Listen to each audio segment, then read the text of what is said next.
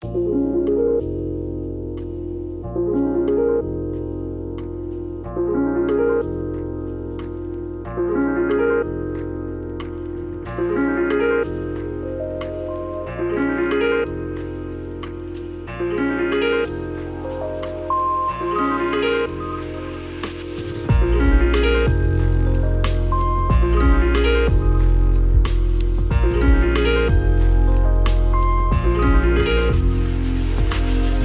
friends, and welcome to episode 100 of the Noclip podcast. They said it couldn't be done. They said they'd get bored and stop doing the podcast for the 50th time. No, all we needed was one thing.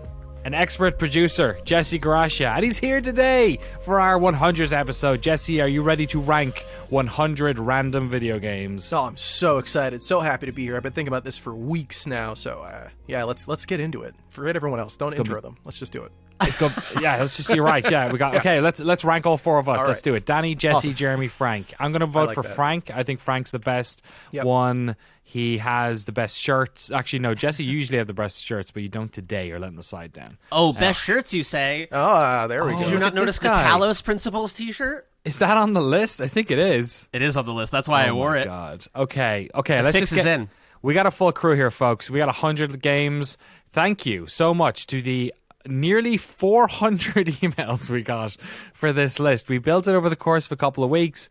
It was mostly just like what came in, and then we replaced a bunch over the course of the next couple of weeks. Kind of games that, like, we have a couple of random ones here we mightn't have heard of, mightn't have played before. We kind of peppered in some new ones. We had a whole scientific process for like people giving feedback on ones they could talk about, all that sort of stuff. So it wouldn't be like 50 games we'd never played.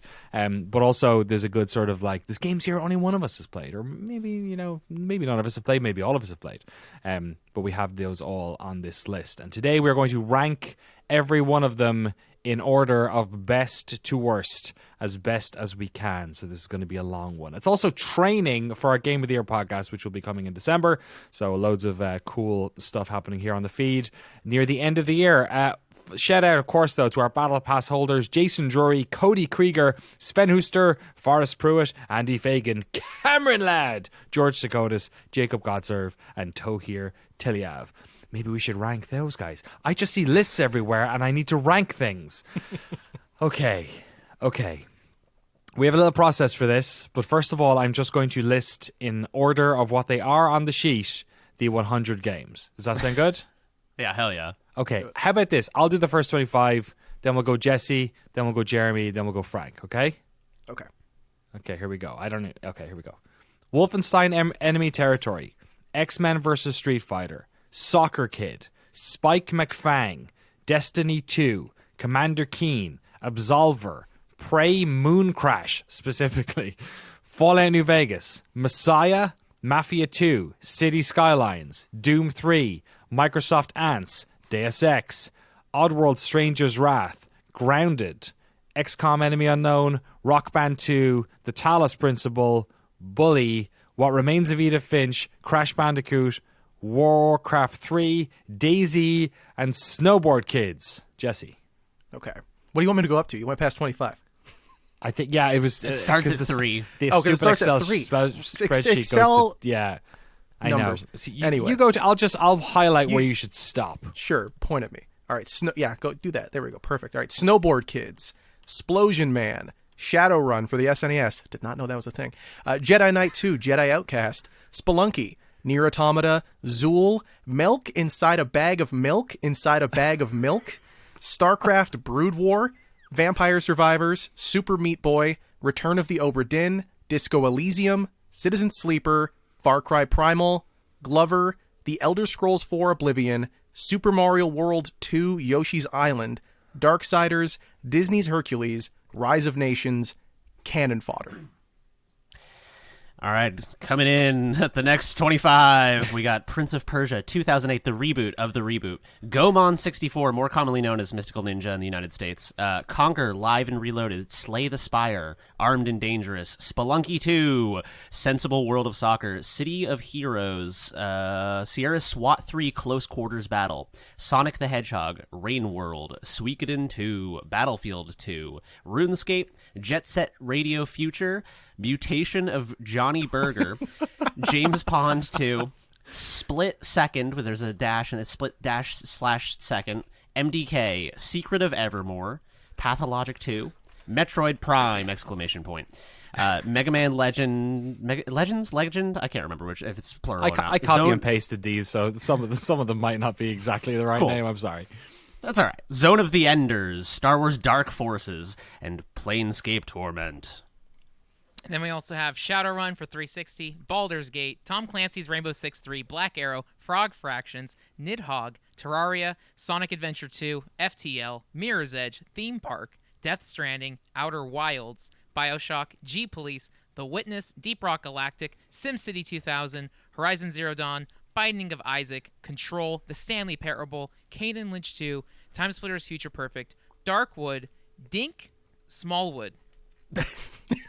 That all one I game Used to name call me there. in high school. And I've just realized the first error of this list, which This is is only because There's not 100. It's not 100. That's only not. It's the top 98 games, baby. That's only 98 games. So I'm going to go to the most recent 2 emails and pick 2 more out. This one from Chris Everett. He actually suggested 5 different ones. I'm going to pick a game which I do not think is on this. It is not. Into the Breach has made the list, a game that we have done a documentary on as well, a GDC session. And the last one is also from Chris Everett. It's a good game though. Okay, I'll let you guys vote on this. Either Chris Everett putting forward Super Hexagon or Ryan Duff with Shower with Your Dad Simulator. Votes. I've not played either of them, but I'm familiar enough with both of them. I guess I'll go So you gotta vote. Hexagon. Shower Okay. with Your Dad Simulator. Yeah, Okay, Shower Frank. with Your Dad Simulator. Okay, we're going to go Shower with Your Dad Okay. Simulator. Thank you, Ryan, for that. Okay, all right. Let's start the list. Which one's the best? No. Okay, we're gonna dip these into 3 buckets first of all. Okay.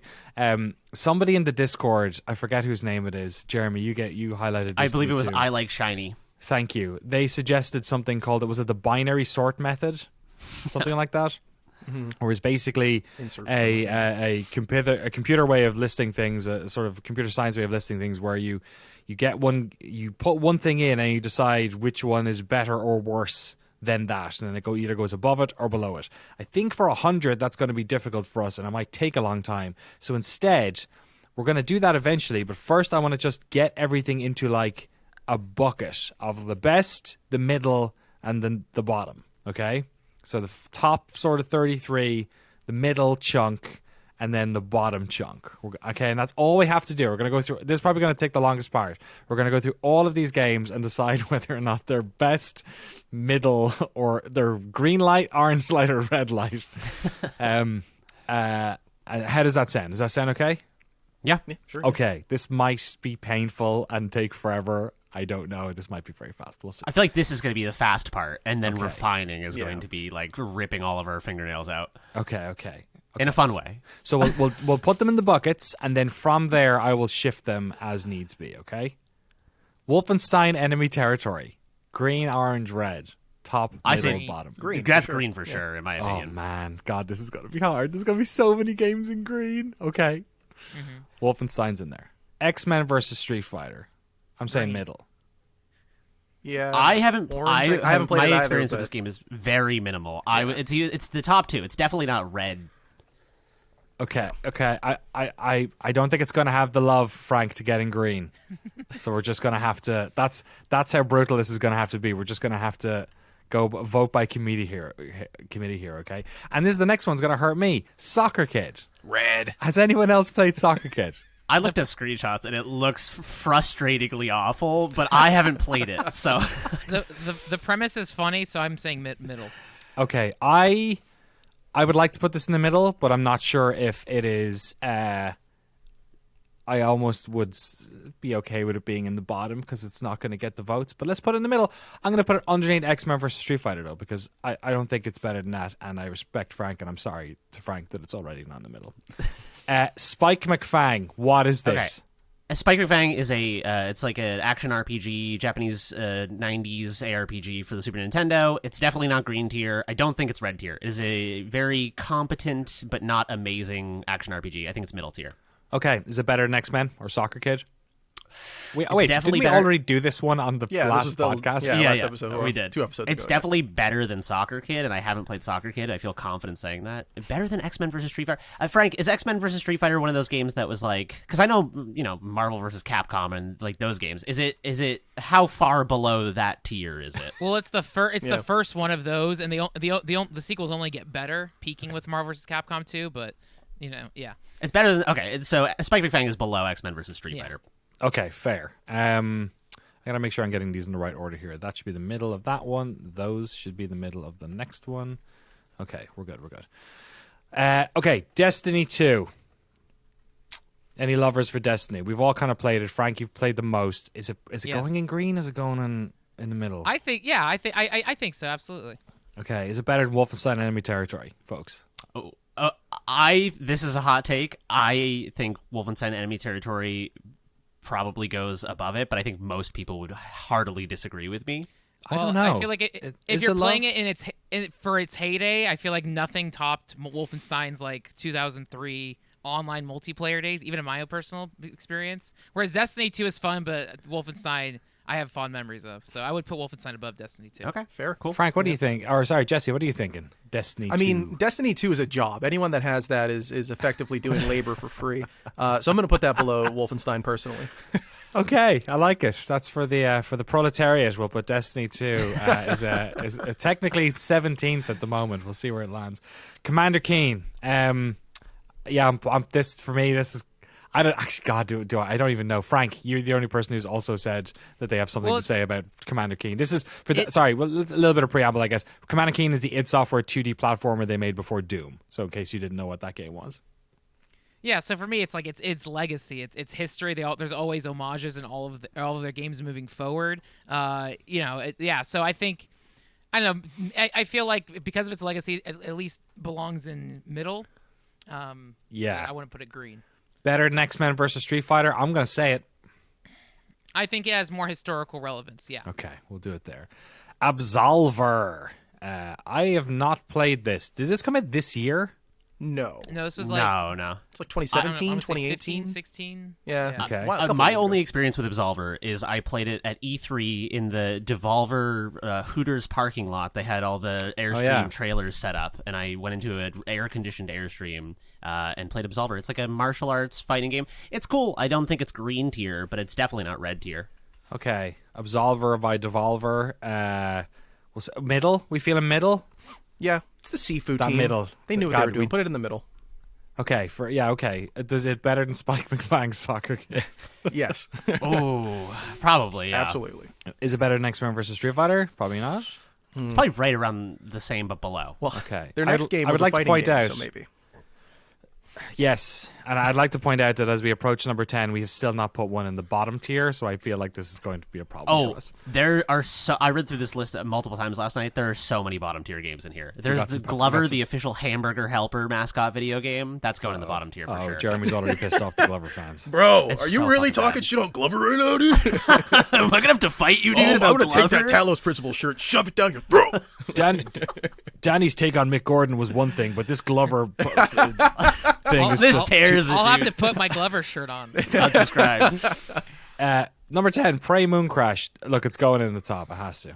That's green. Yeah, it's I haven't good. even It's- played it. know I it's like the base Prey Yep. much more, but Mooncrash is really cool and experimental. Okay, where is it better than Wolfenstein Enemy Territory? I'm not. No, absolutely not. Okay, we'll put it under Destiny 2 then. I feel. It's better. Is it better than Destiny 2? I We're want not to say putting it's Moon better than Crash Destiny in 2. green. I think it's right no, it's below in green. Destiny 2. It is in okay. green. Oh, sorry. Yeah. I think it's better than Destiny 2, and my only statement on Destiny 2 is that I played it a little bit way back in the day. I thought it was okay, and then I came back to it years later to try again, and there was so much like weird stuff for the people who'd played it a long time that I jumped in, and it was like, remember when we did the Christmas event? And I was like, it's July, and I don't remember that because I wasn't there, and it's just, it feels like it's too much. I can't get into it now, and I couldn't get into it then. So I think I know it's a good game, but Prey Mooncrash is like cool, and it's a AAA FPS roguelike. That alone, I feel like deserves a Yeah, lot if you're of not kudos. played it, it's the DLC for Prey. I think it's, or is it an add-on? I forget. I think you have to buy it maybe. Yeah, it's a separate purchase. And it's it's like a roguelike version of Prey, run based, where you have like 5 characters. It's really something else. Go check out our documentary. I would also put it above Destiny 2. Jesse, what do you think? Yep, above Destiny 2 for Okay, sure. sorry, Frank. Destiny 2 is the bottom of the tops right now in 18. Prey Moon Crash is 17. Okay, we got through 10. Nice work, everyone. Fallout New Vegas. Green. Green and top of green. Yeah, I think me. it is. That's very That's high for me. man. Yeah, Jesse, are you agreeing or disagreeing? I'm with those agreeing noises? with Jeremy heavily. Okay. Yeah, Frank? Yeah, it's good. Frank's just pissed about Destiny. This is 2. how our friendship ends. Is this conversation? Messiah. If anyone Okay, has watched H-Bomb's latest video, you'd know Yeah. all about Messiah. I have played a lot of Messiah. Does anyone else have any feeling about the 2000 and I want to say one Shiny Entertainment baby game where you are a cherub who invades people's bodies? No, but that alone is I've- cool. yeah. I've never heard of this game until today. I'm in love with it. So I Frank is streaming this game tonight. Yeah.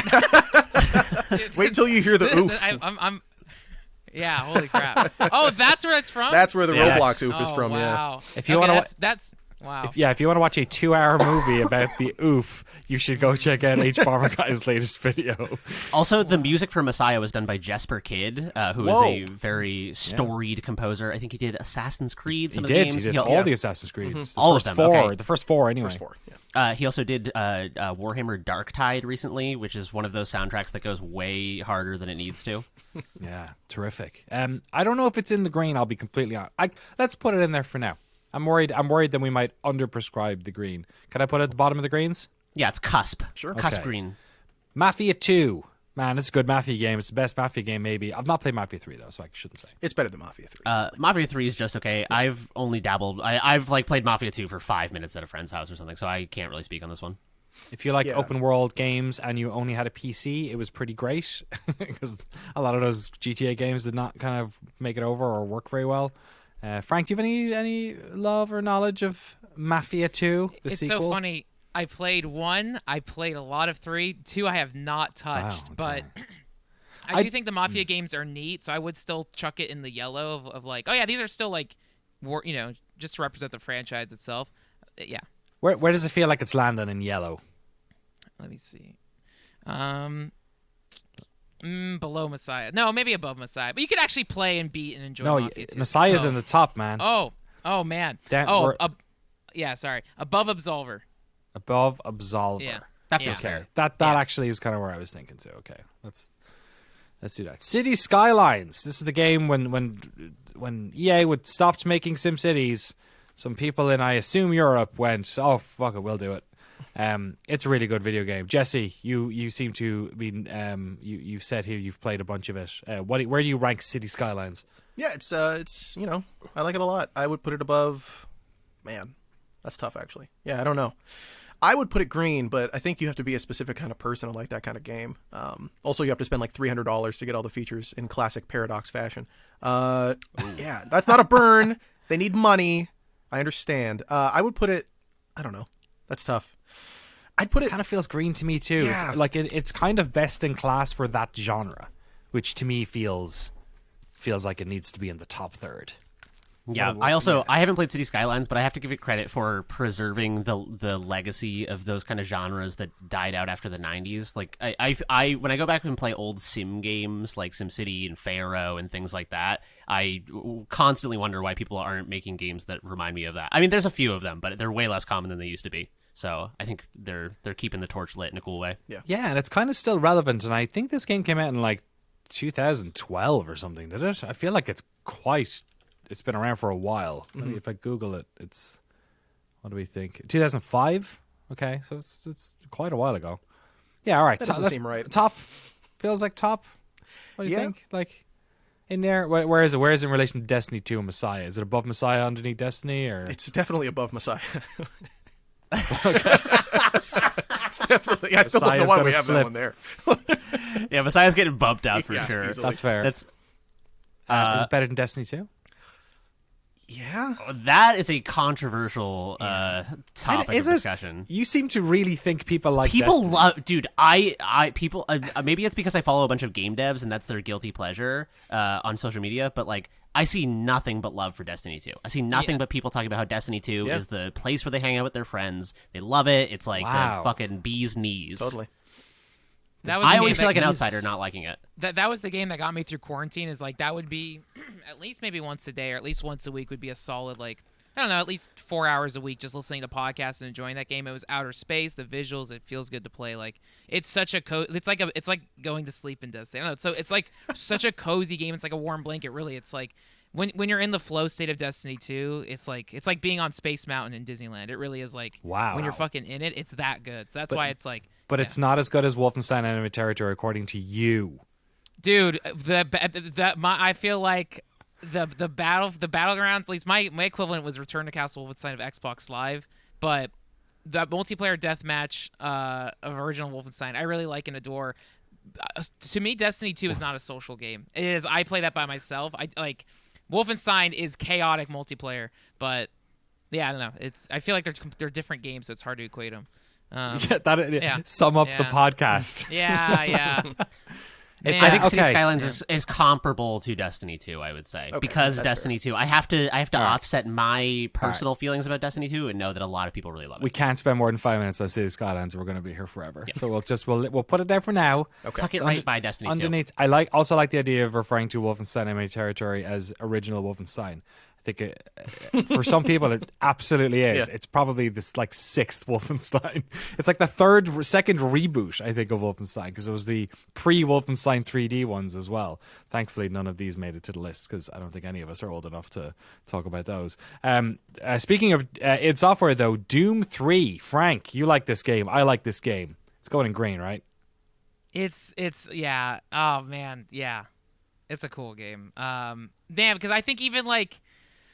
I don't know if it's definitely green. I don't know where on the list. It's a tough one. Have any of you guys, the other two, played any Doom 3? Or has it been too long? Yeah. No, my familiarity with Doom 3 is primarily through video game magazines and people being like, look how fucking cool this looks. Yeah. So I think Doom 3 is a good game that like people ragged on too much. Like I think they did because it wasn't Doom 2. Like it was more of a Quake 2 or a Quake 3 to a Quake 1 and Quake 2. It was like a very big shift in terms of like genre and tone and everything. It was first person, but it was way more like survival horror-y. The technology it was using required a big machine to do all that sort of raycasting, I think it was in that one as well, or at least real-time shadows. I like it. I like the hell stuff. It's dumb. It's very of its era. I think it goes in green. This is where it gets weird, though, because I would like put it above, like, I don't know, definitely Destiny and City Skylines, but I don't know. I already squeezed Messiah in here, so I'm not quite sure. Where do you guys feel like Doom 3 would settle? I think that's fair. I think I think above Destiny 2 is like not a Destiny 2 is becoming the bottom, the middle line above which it's either better or worse than Destiny 2 is the name of the game right now. It did inspire the Doom movie, right? So I think the Doom movie, yeah, you're right. It kind of at least it, you know, is that in its favor? That's in its favor. Yeah. Absolutely. Yeah, hell yeah. Frank, I feel like you're the arbiter here because you've played a bunch of both. Yeah, I feel like I kind of like it in between Prey and Destiny 2 because I feel like Prey Mooncrash is a better Doom 3. Yeah, that's fair. That's fair. Yeah, and all three are space games, and it's like, yeah, that's pretty good. I like that. And then. Yeah. Yeah, no, that's good. I like that reason. The reason behind that. Okay, Microsoft Ants. None of us have played this. What is I thought this was Microsoft SimAnt, but it's not. Yeah, I thought it was SimAnt too. You're right. Until I googled it, and I was like, someone else made an ant game. What? Why? This might be one of those ones that we have to just look at the Google reviews and kind of aggregate our feelings on it. So apparently it was a game bundled with MSN Messenger, I think. Oh my god. Yeah, or at least MSN, just the Microsoft, like MSN as the AOL equivalent for Microsoft. So it came out in 1996, and it was MSN, which was powered by ActiveX. If you remember ActiveX, that was a big video game proprietary third-party piece of middleware that existed there for a while. I know absolutely nothing about this game.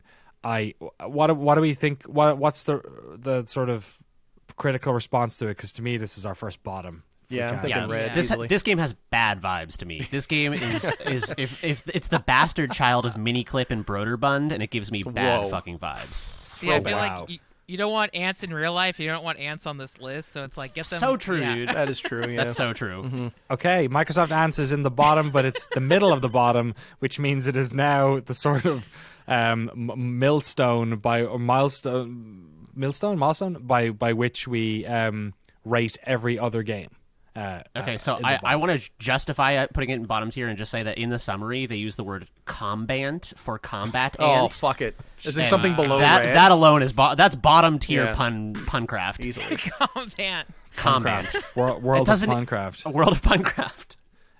Okay, we got a problem here, folks. We got a big cheese. Big cheese just rolled up and knocked on the door. Boom, boom. It's your boy JC Denton. Deus Ex, one of the most beloved games of all time. Look, let's be honest.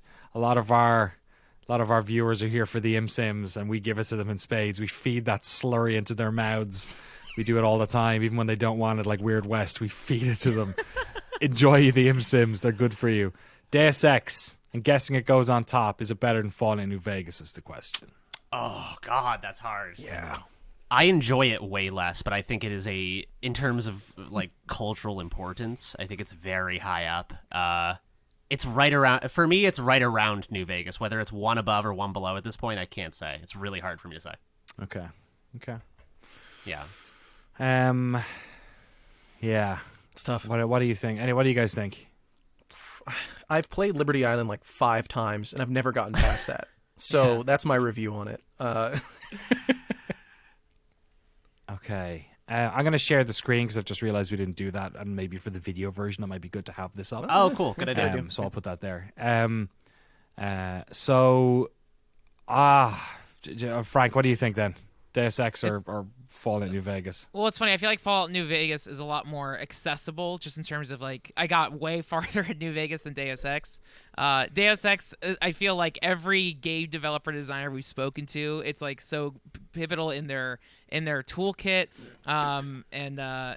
Yeah, if objectively, like I would be more in the mood to replay Fallout New Vegas than like learn with and get into Deus Ex. Yeah. Yeah, I would put it above.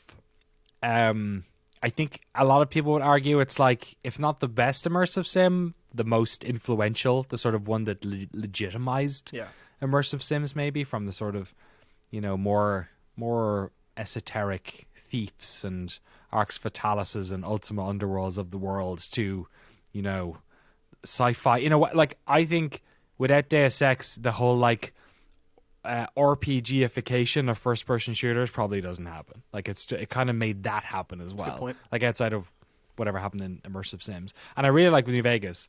And New Vegas also was like the buggiest game ever when it launched. It's kind of a bad ending, but like, and yeah, people love it a lot, and it's awesome. But I would I put think it Deus above. Ex goes above. I think Think? Deus Ex is above Fallout New Vegas. What do we think? Can we stomach it? We're not done with this. We will go through each of these again, so we can. There will be right to reply. For now, we put it there. Yeah, that's fine. Okay. I think you made a good point that it's cultural important. Like, I feel like without Deus Ex, Fallout New Vegas That is a doesn't good point. exist. Yeah. Yep. You know what I mean? Yeah, I wonder because that's coming off. It's like a parallel line, maybe. Yeah.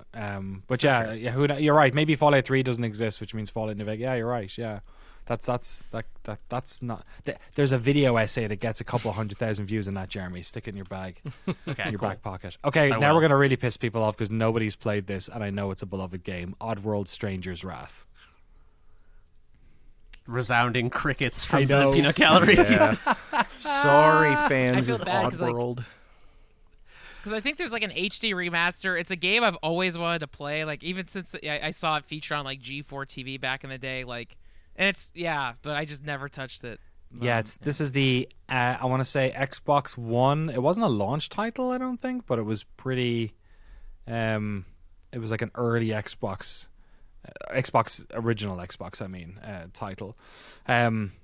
Yeah, I let's put it in the middle, maybe, because I feel like it can't go at the bottom. People love this game, but where does it go? Maybe Spike McFang or Soccer Kid gets. I feel I like think those it's two are the bottom of the probably- middle easily. So yeah, put Yeah. it above Spike for sure. I think it's probably above Absolver, below Mafia 2, maybe. I could see it above Mafia 2, Okay, all right. but I don't know. What Yeah. what did Frank and Jesse think? I mean, I really like Mafia 2, or- but I mean, Okay, we'll put her underneath then.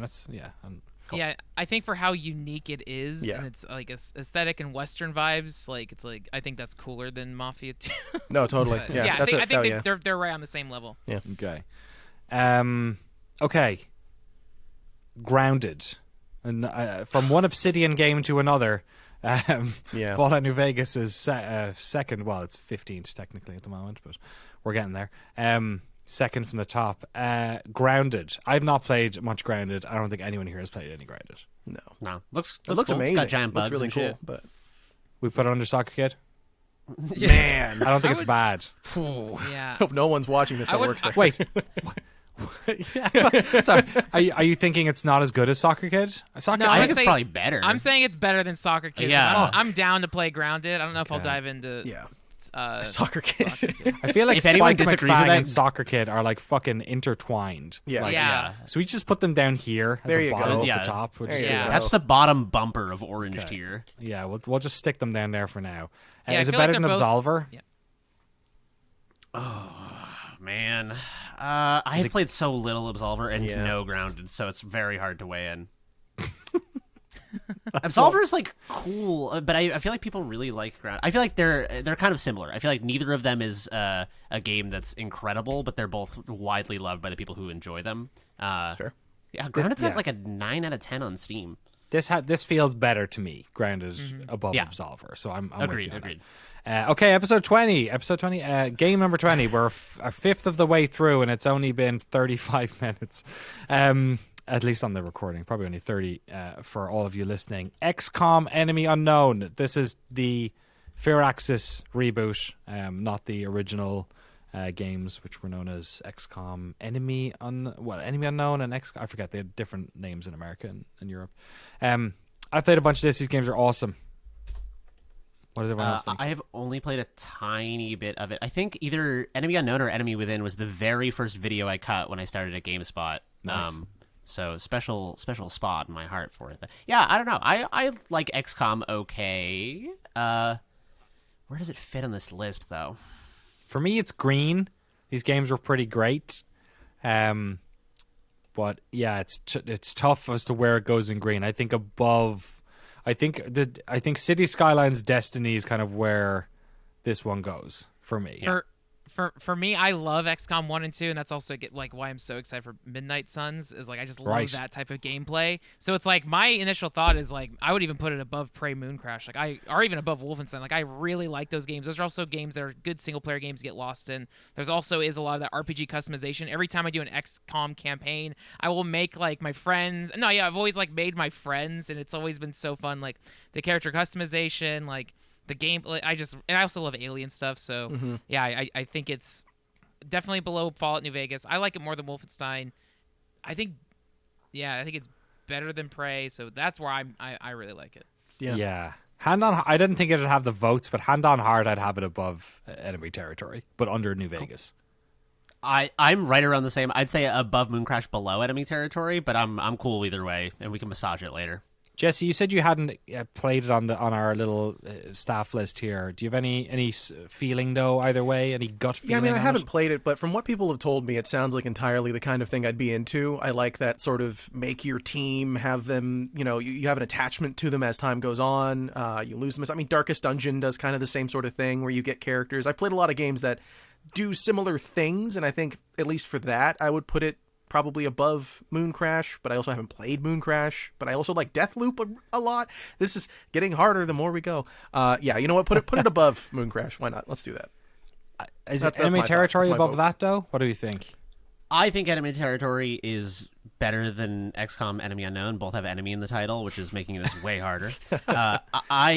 It's tough. It's kind of like 6 of one, half dozen of the other. Yeah. They're very comparable levels of quality to me. We'll put it underneath Enemy Territory for the moment. Worth mentioning, Enemy Territory has I was about to say hasn't moved from the middle, but that's just a byproduct of the way that I'm sorting this, I guess. So we're gonna keep that. Don't worry about it. Just forget I said that. Episode game 21. Rock Band 2. Oh, Rock Band 2. Can't remember what's on the playlist for Rock Band 2. that's kind of the breaking I point. think Uncontrollable Urge is on there. Devo. Is this the one with Freebird? Lit, I think, is also in there. The Please Tell Me Why. Rock Band 2 is a great soundtrack. I think Joan Jett, the Bad Reputation's on there. Okay, I see Ace of Spades. Let There Be Rock. Nice. Down with the Sickness by Disturbed is on it. Oh, okay. Okay, that goes above Fallout New Vegas. Everlong was on this one. Is Freebird on it? This is not the one with Freebird. I don't know which one is Freebird. Was it guitar? Was it? No, I think it was Guitar Guitar Yeah. Hero Was took it? that. Yeah. I played that like a million times. Spoon Man by Soundgarden. It's got Spoon Oh, Man. okay. It's got Spoon Man. It's top tier. Save me. Holy shit. Yeah, at this point too, their DLC, like this is when they started having like weekly content Oh, yeah, drops. that's Like right. DLC for Rock Band 2 exploded. It was everywhere at PAX, like all conventions. Like Rock Band 2 was, I think, like the peak of Rock Band mania. Okay, where's Spoon Man going? I mean, where's Rock Band 2 going? I think it's knocking Messiah down for sure. Oh, Okay. totally. Is it Yeah. better than City Skylines? Yes. Ooh, probably. Yeah. Okay. Destiny 2. Yeah. Better than Destiny 2? Better than Doom 3 then, I'm going to say. Prey Moon Crash? Yeah, probably. Yeah. better than Probably. that. XCOM, probably. Enemy Territory, our kingmaker here. Bastion, Enemy Territory, yeah. what Fuck. I've only played Beatles Rock Band as my only experience Wow. with Rock That's a Band. good one. So, Deep cut. I was like in high school and went over to my friend's house and played Beatles Rock Band. And it was good. fun. It's good. I don't have a ton of love for this genre, but I gotta respect Rock Band for it's widely loved, it's fun, it's influential. So, but is it better than Wolfenstein Enemy Territory? I And can I think just say Enemy one? Territory- Can I say Yeah. one word, or maybe it's two words? Spoon Man. Spoon Man. That's so true. So true, dude. It's got a Tenacious D song on there too. So Which one though? Master Exploder. Did you see? All right. Yeah. Middle. It's, you know, that's an orange tier. It's not the best song, but it is a Tenacious got D song. It's PDA. representation. True. PDA by Interpol, maybe my favorite Interpol song. Okay. All right. Yeah. I personally, this might just be a personal taste thing. I think Enemy Territory is one of the greatest multiplayer FPS games ever in history. Okay. I think it is like it. Yeah. I don't know. I mean, it also was aping a lot of the Battlefield genre stuff, but it had more specific classes. I think Rock Band 2 right below it. We can adjust that later. Yeah. I don't want to be the fucking Enemy Territory martyr here. Well, don't worry. You're about to be the Talos Principle martyr because that's the Ooh. next one. So where's the Talos? This is the super, the sort of high concept puzzle game made by the Serious Sam people. We did an interview with the guy who runs Crow Team years ago on this podcast feed where he talks about the Talos Principle and Serious Sam and making games in Croatia. What do we think of the Talos Principle? I have not played enough of this game. I played a lot of The Witness, and then this was out, and then I was like, I'll get around to it, and I never did. It's good. It's definitely I'd say it's like lower end of green tier. I think it's probably better than Messiah. Having not played Messiah, I'm gonna but put just Messiah at the bottom of the green. that's a purely vibes based assessment. Is it better than City Skylines? Probably not. Damn, Probably Jeremy, not. you started in let's hot stick it- with this podcast. You were like Talos Principle Well, number one it was forever. wearing the Talos shirt was more of a meme than Okay. anything, but it is a really cool game. It's the thing that interests me about it is I think the puzzles are really good and really fun, but the thing that's interesting about it is that the framing device is that you're an android on this island and you're basically working your way through all of these different works of different philosophers and trying to determine whether consciousness makes you sentient, and if an android has consciousness, is it a sentient being? And I think thematically it's very strong, but I do have to dock it points because I feel like the thematic elements feel very separate from the puzzle elements. It kind of feels like you do a puzzle, you're rewarded with a fucking Socrates quote. So it's definitely not a 10 out of 10. that description It's is like like a- put it in the red. Yeah. No, dude, it's fucking. I meant that in a good way. Yeah. We'll put it. Okay, just in terms of its your feeling towards it. I've dragged Messiah to the bottom of the greens and left City Skylines in that sort of middle group with everything else. Does the Talos Principle go down near Messiah or up near City Skylines? I think it's about City Skylines tier. Okay, we'll do it. We'll put it there for now. Bully. This is Rockstar's OG Xbox again. I think it was Xbox 360. It was Xbox 360. Game. It was known as Canis Canem Edit in Europe because they did not want the name Bully to be in a title. You don't even play the bully, you are bullied in this game. Canis Canem Edit means dog eat dog in Latin. Bully, where's it going? To me, this is a high middle. Yeah. What do you guys That sounds think? about right. It's got to sit around Mafia 2. I feel like they're in the same kind of space in my I feel brain. like it's. I don't know about X-Men versus Street Fighter though. Frank, did you play much Bully? That feels like a game you would have played. Yeah, Bully is really neat. I also liked it back then when Rockstar was in that era where they were just doing they were trying so many different games. Like this was after the Warriors. This is before they did ping pong. Oh yeah. Table tennis. I've never beaten it because some of the missions are so frustrating. There's a lot of missions where you have to take girls on dates and then fight it's yeah, it's so goofy, but it's really silly and charming, and I do like it. It's a PG-13 GTA. Yeah, I think X-Men vs Street Fighter is so playable. You can pick that up anytime. So I think it's below X-Men, but above Mafia 2. Okay, that seems good to me as well. Yeah. Weirdly enough, Mafia 2 and Bully do seem like very similar open world style Yeah, games exactly, where they're actually fairly linear, but they kind of just take place in a big map. Yeah. What remains of Edith Finch? I have never gotten around to playing this game, and I know it's Same. beloved I know it's by great people. though. It's it's amazing. Jesse and Frank thankfully have played a bunch of it. It sounds like. Jesse, what do you think of Edith? What's she like? She a good gal? Oh, great. She's one of the best. She has all these great recipes you can read about, and no, it's a great game. I love What Remains of Edith Finch. It was partially developed one of the people who worked on it was Ben Esposito, who we recently did a developer breakdown. Oh yeah, with which was really cool. But yeah, I love this game when I played it. It is considered, I think, by most people to be the pinnacle of the walking simulator. You can take that as a derisive statement if you'd like. I think the vignettes are really just so pin sharp in what they're trying to get across and how hard it is to discern what they're doing. I don't know. I don't think there's anything bad in What Remains of Edith Finch personally, but I don't know where I'd put it is the thing. It's so weird. It Definitely feels green. It's definitely green. Okay. Yeah. Absolutely green. Was it Frank? You've also played some of this?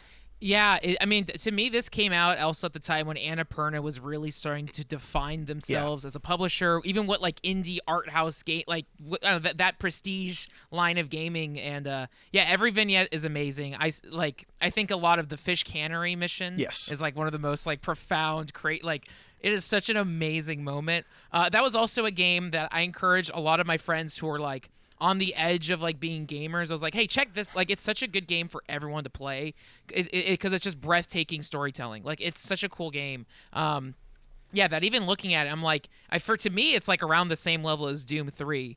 Maybe below Doom 3, above Destiny. I really think it's amazing. Yeah, it is. They're thematically, these games probably could not be anything. They're both first person and then opposite ends of the spectrum. Yeah, because one is so brooding and dark and violent, and then Edith Finch is oh my god, I remember playing Edith Finch while being a manager at a movie theater, and there was a mission about just slaving away to labor and just not having any free time, and I was like, oh my god, this is making me feel. Yeah. It was such a so it's such a cool game. Whereas Destiny 2 feels good to play, but you turn off your brain playing Destiny, whereas Edith Finch engages you, and I think it's such a cool game. So yeah, I really think it's a great game. So it kind of sounds like it's above Doom 3. Are we under Moon Crash, above Moon Crash? What do we think? I think probably above, I'd but put I it haven't played above. it, so it's up to Jesse and Frank. Yeah. But I know Above? Edith Finch is very influential, and from what I've seen of it, I also think that it does something where I feel like around that time, a lot of art games and walking simulators were relying very heavily on their narrative, and the interactivity was kind of downplayed. And I feel like Edith Finch used it was just an effusive collection of mechanics that were used to enhance its storytelling, and so I feel like it really elevated kind of the story-driven art game. I think it's a very innovative synthesis of interactivity and really meaningful storytelling. All right. So, XCOM or not? I think it's probably fucking above Rock Band 2. I think it's yeah. Damn. For me, it's probably. You haven't played it. Yeah, you haven't even played I it, know, you're but putting it I higher. have. I'm telling you, it's on my list of games to play. I know a lot of people that really love it, and just from what Yeah. I've gotten out of people whose opinion I really trust, I like. I mean, I feel confident saying that it's very high up. I know it's a game that like people who like it tend to really like it and talk about it, and it's a very talk aboutable game. But if the two guys who've played it, where are you guys putting it? I mean, Yeah, I would put it above Fallout New Vegas, me personally. But like Whoa, on this okay. list of games and knowing like the criteria we're using for it, I don't really know, man. I don't know. I think it's fine above Moon Crash, but Yeah, because like I like if we were rating like Prey would be so high Yeah. above Moon Crash. I like, but that's to me that's like a B game. Whereas Edith Finch is a strong statement, but it's not as cool as XCOM. Okay. I love XCOM. Where will we put it for now then? What do you guys think? It feels like a split one. Like Yeah, Should we I think put it it's here for below now? Rock Band 2. yeah, we're coming back to the list. We'll just we'll come back to Yeah. it. Okay, Yeah. we'll come back to it. Crash Bandicoot, the original Crash Bandicoot. We've all played Crash Bandicoot to some degree. Kind of needs to go on the top, I'm guessing, right? Just because it's Crash goddamn Bandicoot.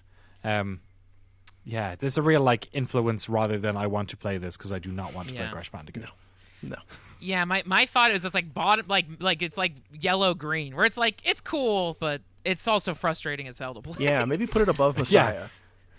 Okay, Yeah. Ooga Booga. There Yeah. it is. There it is. Yeah.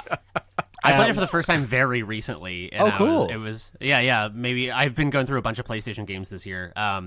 It's fun. It's one of those games where I can feel that had I played it as a child, I would have thought it was awesome. But I also thought like a bunch of dumb shit was awesome as a child, so that's not a really good metric to use. You didn't play Uncharted 4 Among Thieves, have you? No. Have any of you guys? Yeah. That bit where you Yeah. yeah, that's funny. Oh yeah. cool. There's a great little bit in that. Okay, Warcraft 3. One of the Love greatest games. Yeah. Yeah. This is high. This is very high. Okay. Yeah, I mean, this was kind of the high watermark for RTS, isn't it? I feel like RTS was such a dominant genre for the 90s and early 2000s, and this is kind of where the wave broke and the tide receded.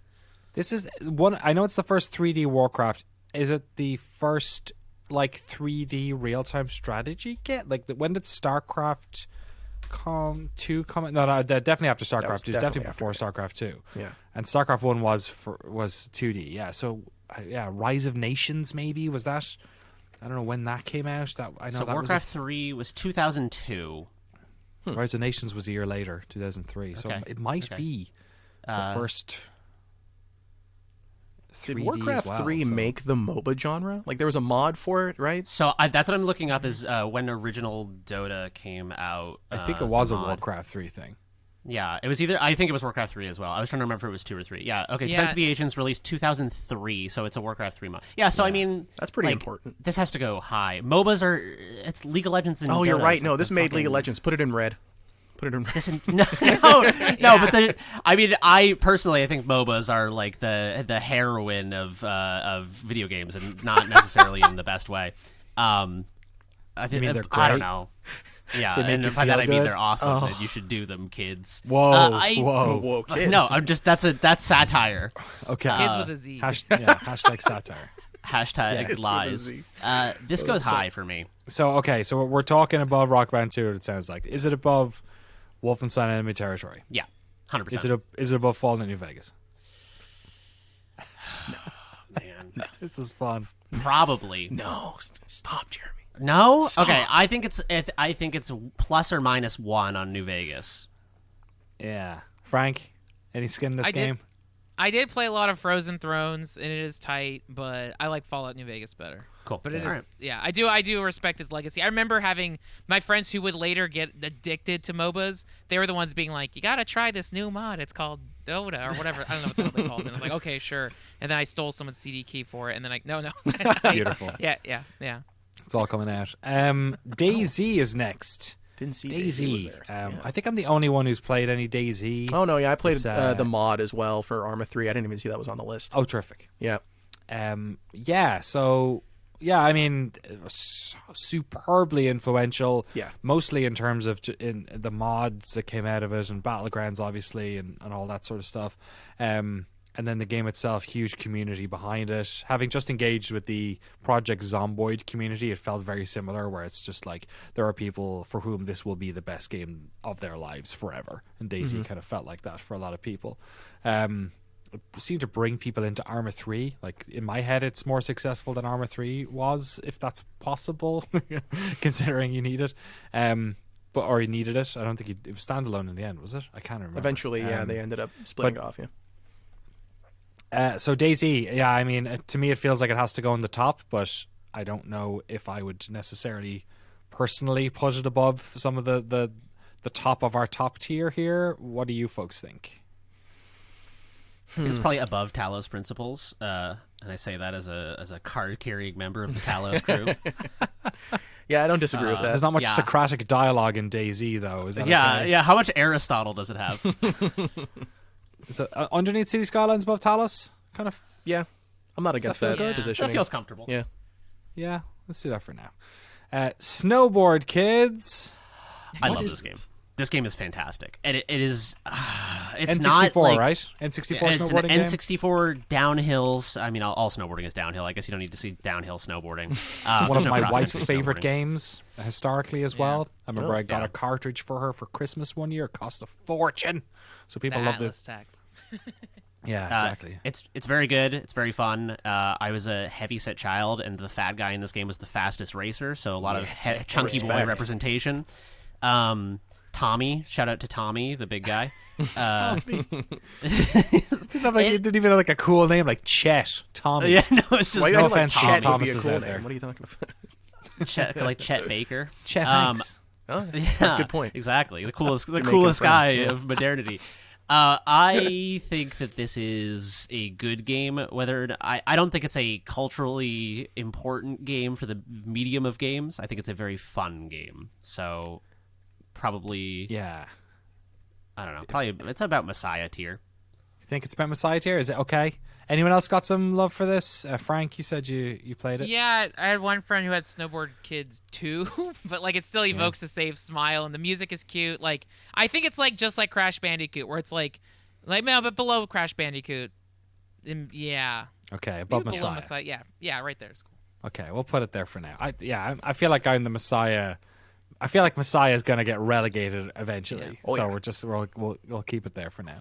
Splosion Man. This is an Xbox Live. I have actually played this. I don't know why I didn't do that.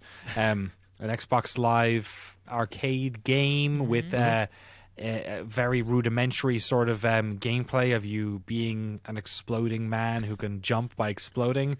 But then it sort of also has a bizarrely detailed narrative and ending.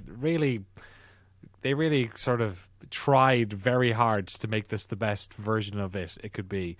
Frank, you said you've also played some of this. Yeah, I feel like this was part of like the summer of games. Like I'm really nostalgic for all the Xbox 360 like Xbox Live arcade games, because it was just every month or every week there would be a fun new small game you could beat and get Chivos.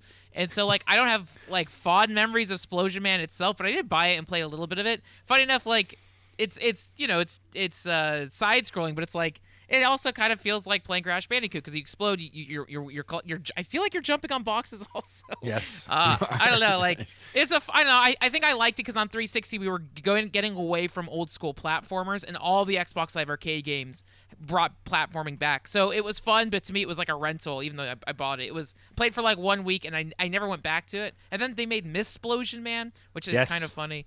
So to me it's a middle tier game.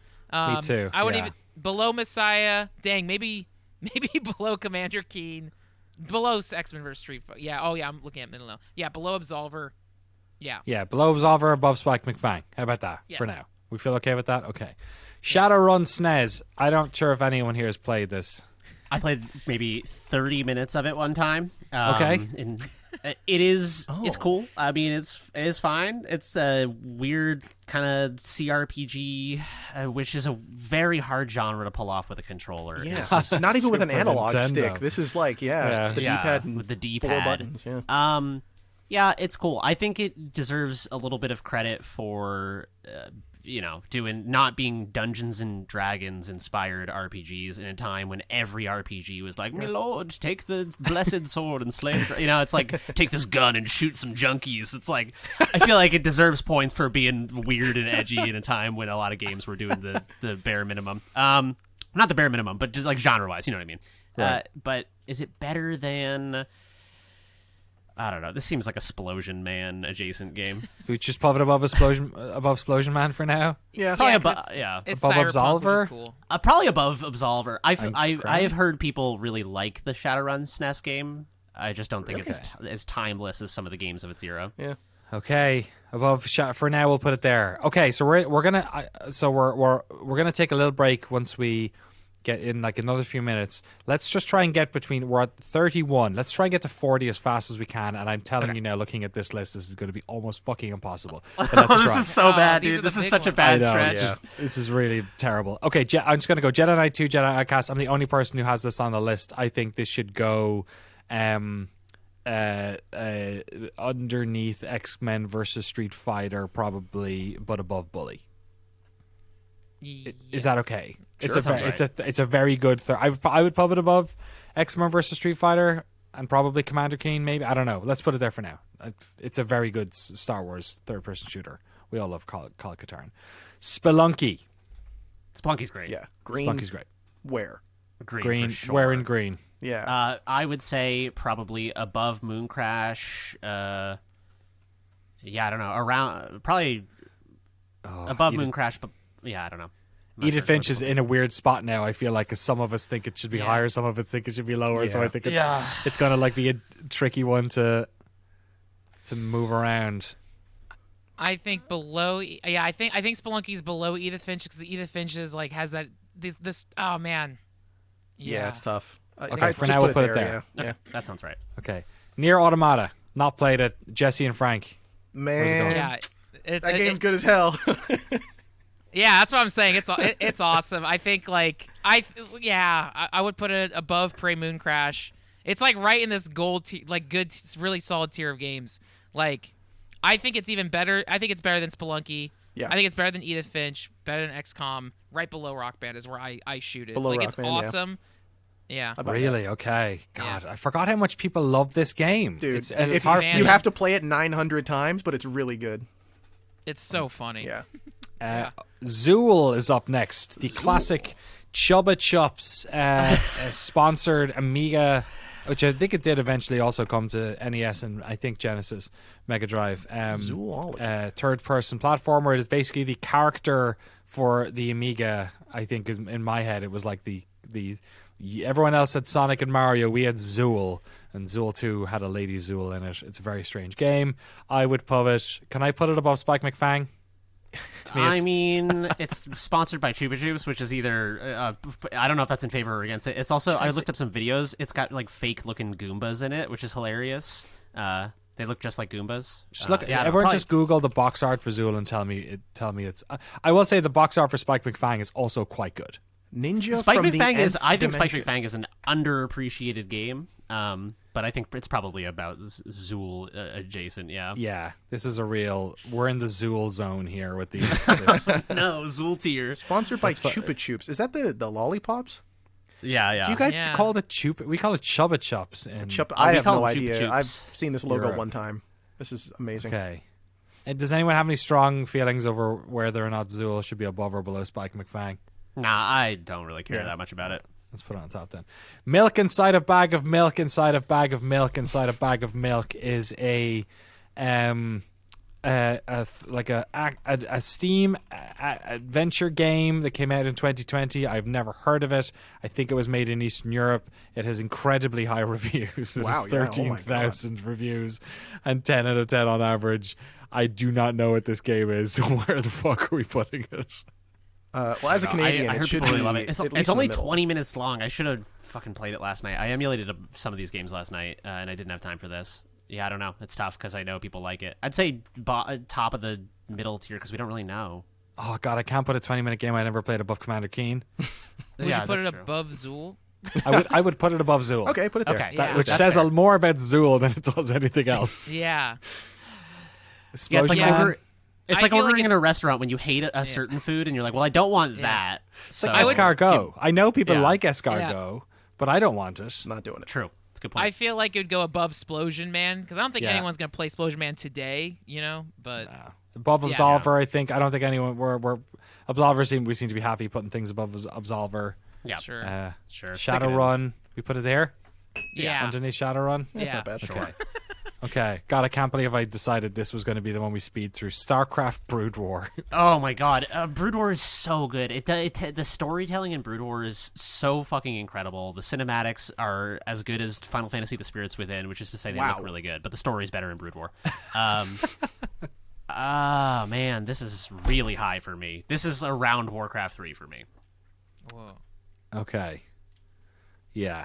Yeah. I mean, I have played Brood War as part of StarCraft. I can't remember what part is what. It's been so long. I know it's like beloved. It's maybe the pinnacle of the 2D Blizzard stuff, and Warcraft 3 being the sort of the breakthrough of the 3D stuff. Yeah, to me, it's in this top group here for sure. I'm gonna start moving some of these around because we've kind of created a little split here. It feels like. Yeah, I would put it probably. Personally, I'd put it above Warcraft 3. I don't know how objective that is, though. Anyone else having any skin in the game with this one? Don't know. All right, look, if you've played most of both of those, so if you're the one that's saying that goes above it, then I think that goes above it. I'll take the angry fan mail. I'll fall on that sword. Okay, that sounds good. We'll put that there for now. I'm gonna move some of these up a little bit just so we can spread this out a little bit. Looks like that's our sort of top group here at the moment.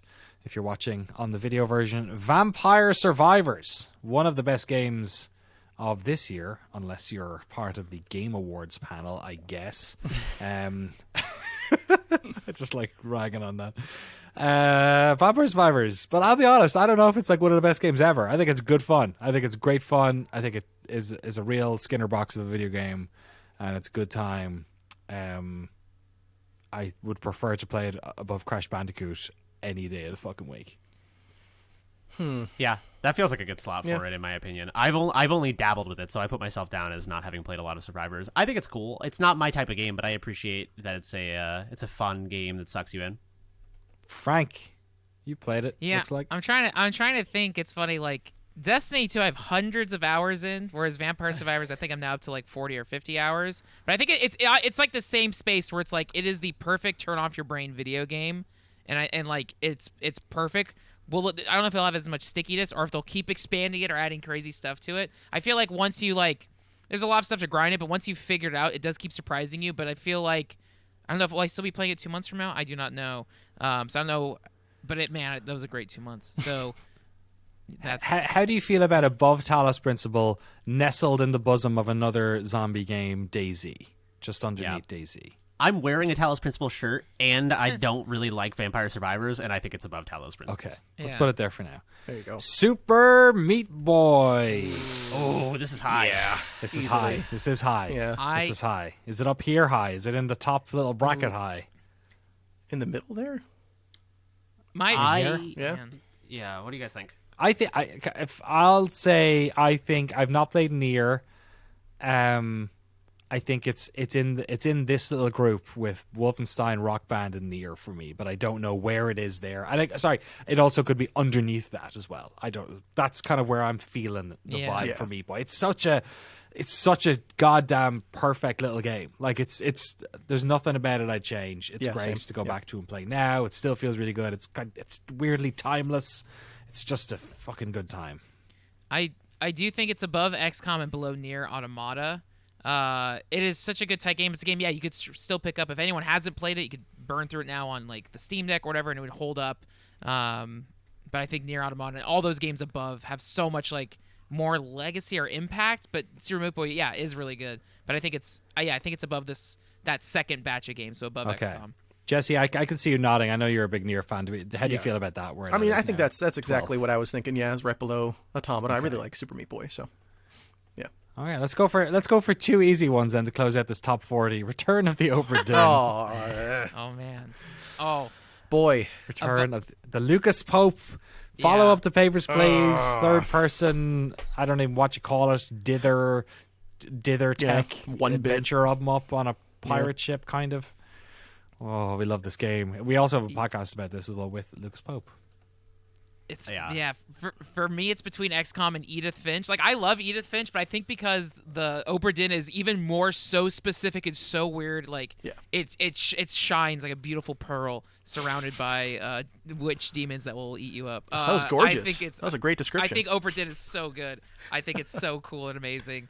But Yeah, well, I could. Yeah, go. Sorry, Jeremy, you go. I was just going to say, I haven't completed Oberdin. It's one of those games that I'm really taking my time with. I kind of play it in little chunks here and there. I don't know. I have to. It's hard for me to evaluate how much this should play into the decision. The fact that it's made by a single developer. If you watch the devlogs for Lucas Pope making that game, it is some of the most inspiring creative work I've ever seen in my life. It's just a man pouring himself into learning every particular skill to bring forth this vision that's in his head. It's dedicated to his dad. Like it's clearly made with love. It's just. I think it's above XCOM. Yeah, I'd put it in here somewhere.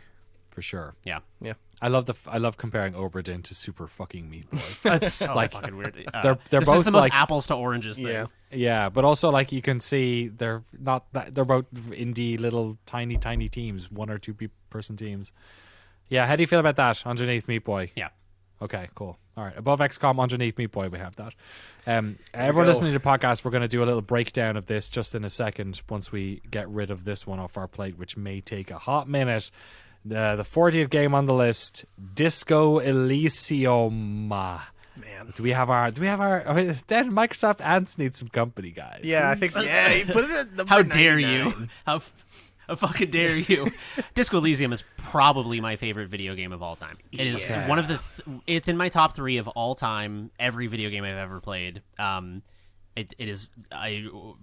History will determine how influential it is, and I feel like that does kind of play into a little bit of this decision. But for me, it's above New Vegas. I think it's up there with Deus Ex. I think it is one of the greatest video games ever made, and I think it will go down in history as like a piece of fucking video games literature.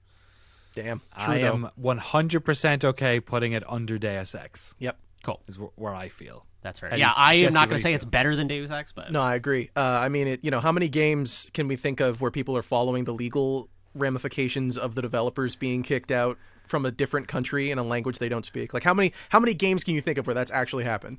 This is super important, and it's And really it's weirdly like. And it's like weirdly thematically connected to the game in some way as well. It's almost bizarre. like a postscript or something.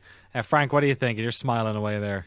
Yeah, it's just one of those games where it's like I know whenever I get around to playing it, I will love it. I played the first 4 hours and I realized like, I need to this deserves all of my time and attention. Everyone who's ever played it, all my friends who have played it and beaten it are obsessed with it and love with it and are always trying to get me to play it. So yeah, I do think it's a good company with Deus Ex. Just as a game that's so significant 20 years later that has such a impact. Again, it's one of those things. It's like the game is game. Yeah, I think it's up there. Okay. We're going to have a little break there. But first of all, we're going to go through the list, give you a little tease about what's to come. We've gone through the first 40 of our 100 games. We have them listed in some sort of form. I will go from lowest ranked to top ranked currently.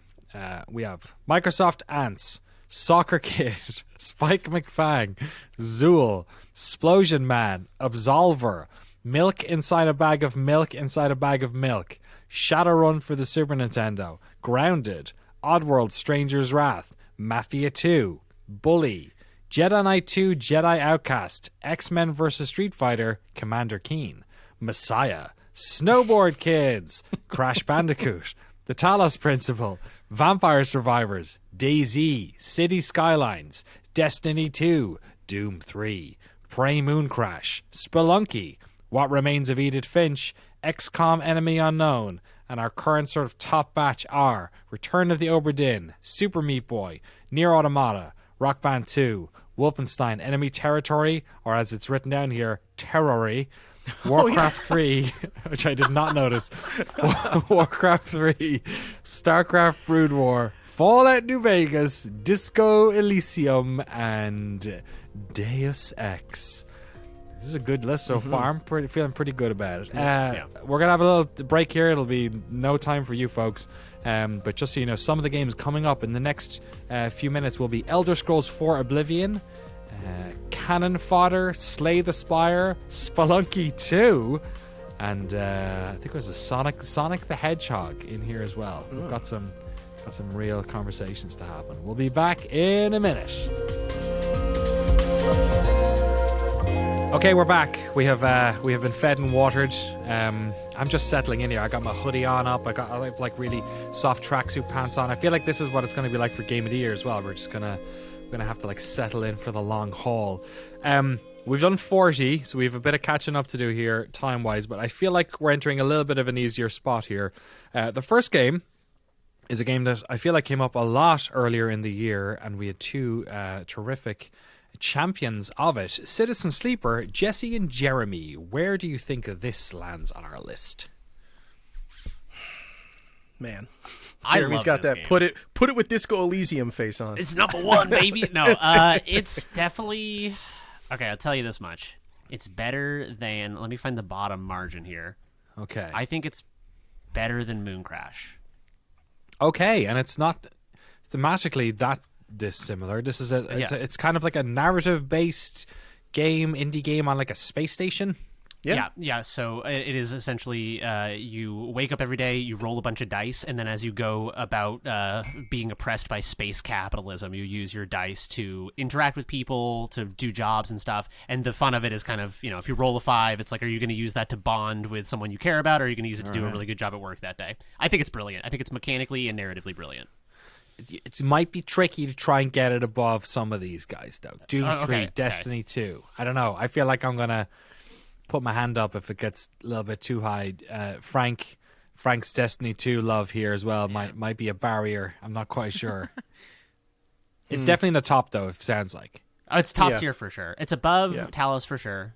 I think I'd be insulted if it wasn't above Vampire Survivors and Talos Principles. It has to be at least that high.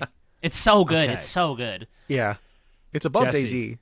It's above. Yeah. I think it's above Skylines. I I'd think probably so, put it too. above Skylines. Really? I feel Okay. safe with that. Yeah. Are people really into Citizen Sleeper? Let me do a quick little temperature it got- check to make sure I I think feel okay. Yeah, I think I got nominated at Game Awards too for like best indie or something. Yeah, I'd be or shocked like if it Games didn't. for Impact or something. Yeah.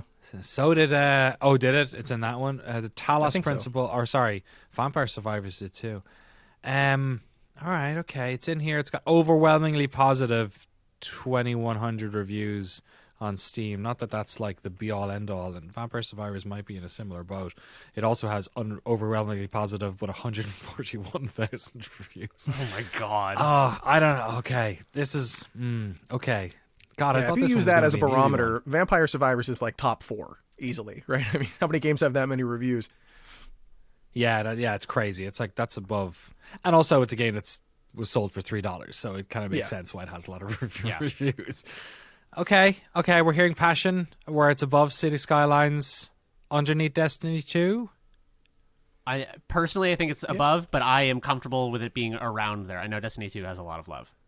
I think it will be doing very well to be above Vampire Survivors, DayZ, and City Skylines, because it is quite a minimalist game, right? It's like, how long is it? Is it? It's probably like 8 hours. Yeah, or 8-9 something. hours. Yeah. Yeah. Yeah, for sure. It's fantastic. Yeah, I'm comfortable with that. Okay, so above, underneath Destiny 2? Yeah. Yeah. Yeah. I'm like, take it while you can. Don't ask No, for it's too okay. much, motherfuckers. We can make our case later. Jesse, we'll make Yeah. our final stand in the refinement. Absolutely, period. we will. We'll Okay, win. Citizen Sleepers hanging out there. Far Cry Primal. I'm delighted this got in. This was got in because it was one of the first emails that came in. My wife has completed this game maybe 10 times. She loves wow. the shit out of it. It is her favorite of the Far Cry games. She plays a lot of these Far Cry games. Can I put it above Zool and under Explosion Man? Absolutely. Do you fight dinosaurs in it? Yes, so it is not dinosaurs, but like you are a prehistoric man. I think you're a man. You're a Yeah. prehistoric person who is kind of like killing like saber-toothed tigers and that type of shit. Yeah. It's so she loves games where you can have a pet, and in this game you can have like a bird that's like fucking attacking people while you send your like mountain lion to go maul people. So she just hangs out in the bushes and gets her animals to fuck people up. It's a good time. I would put that even above Explosion Man. Yeah, actually, now that I'm talking about it, and Absolver is Yeah. kind of like I feel like the Siamese twin of Explosion Man. So, although is this the one that like splits them? I'm not sure. Yeah. I do want to Okay, get. let's do that. Yeah. Yeah. Yeah. Give Feel good? Slowclap their dues. Yeah. They deserve Yeah, it. Absolver Okay. deserves a little bit of credit. It's very ambitious and cool. And Okay. and then All right, Glover. Glover sucks. Glover is No. such a fucking No, bad get game. out of here with the Glover hate. No. What are you Glover talking about? sucks, dude. Get Glover, outta How are you going to be like that? I own Forget- the cartridge for Glover. Where's I've Buck completed Bumble? Glover. It sucks. Yeah. Oh, Frank. Oh, you're did the you best. just hold up the too. Glover Yeah. cartridge? Oh, man. I Wow. think Glover represents like 90s mascot platforming in such Yeah. a so good it's funny way. The game itself is awful. The character and iconography of Glover is beautiful. So man, I would say Glover sounds best of the worst. That's what I'm yeah, hearing. yeah. I would say it's even cooler than Zool. I Oh, would say man. Explosion Man is way better to play than Glover, but I would put it between because I feel like Zool is also of that era of like So let me- mascot also rans. Yeah. I think Zool, Spike McFang, and Soccer Kid are all well-regarded games. They're just like not the best. They're not Yeah. like Sonic, or they're not. No, Glover Mario. is actively bad.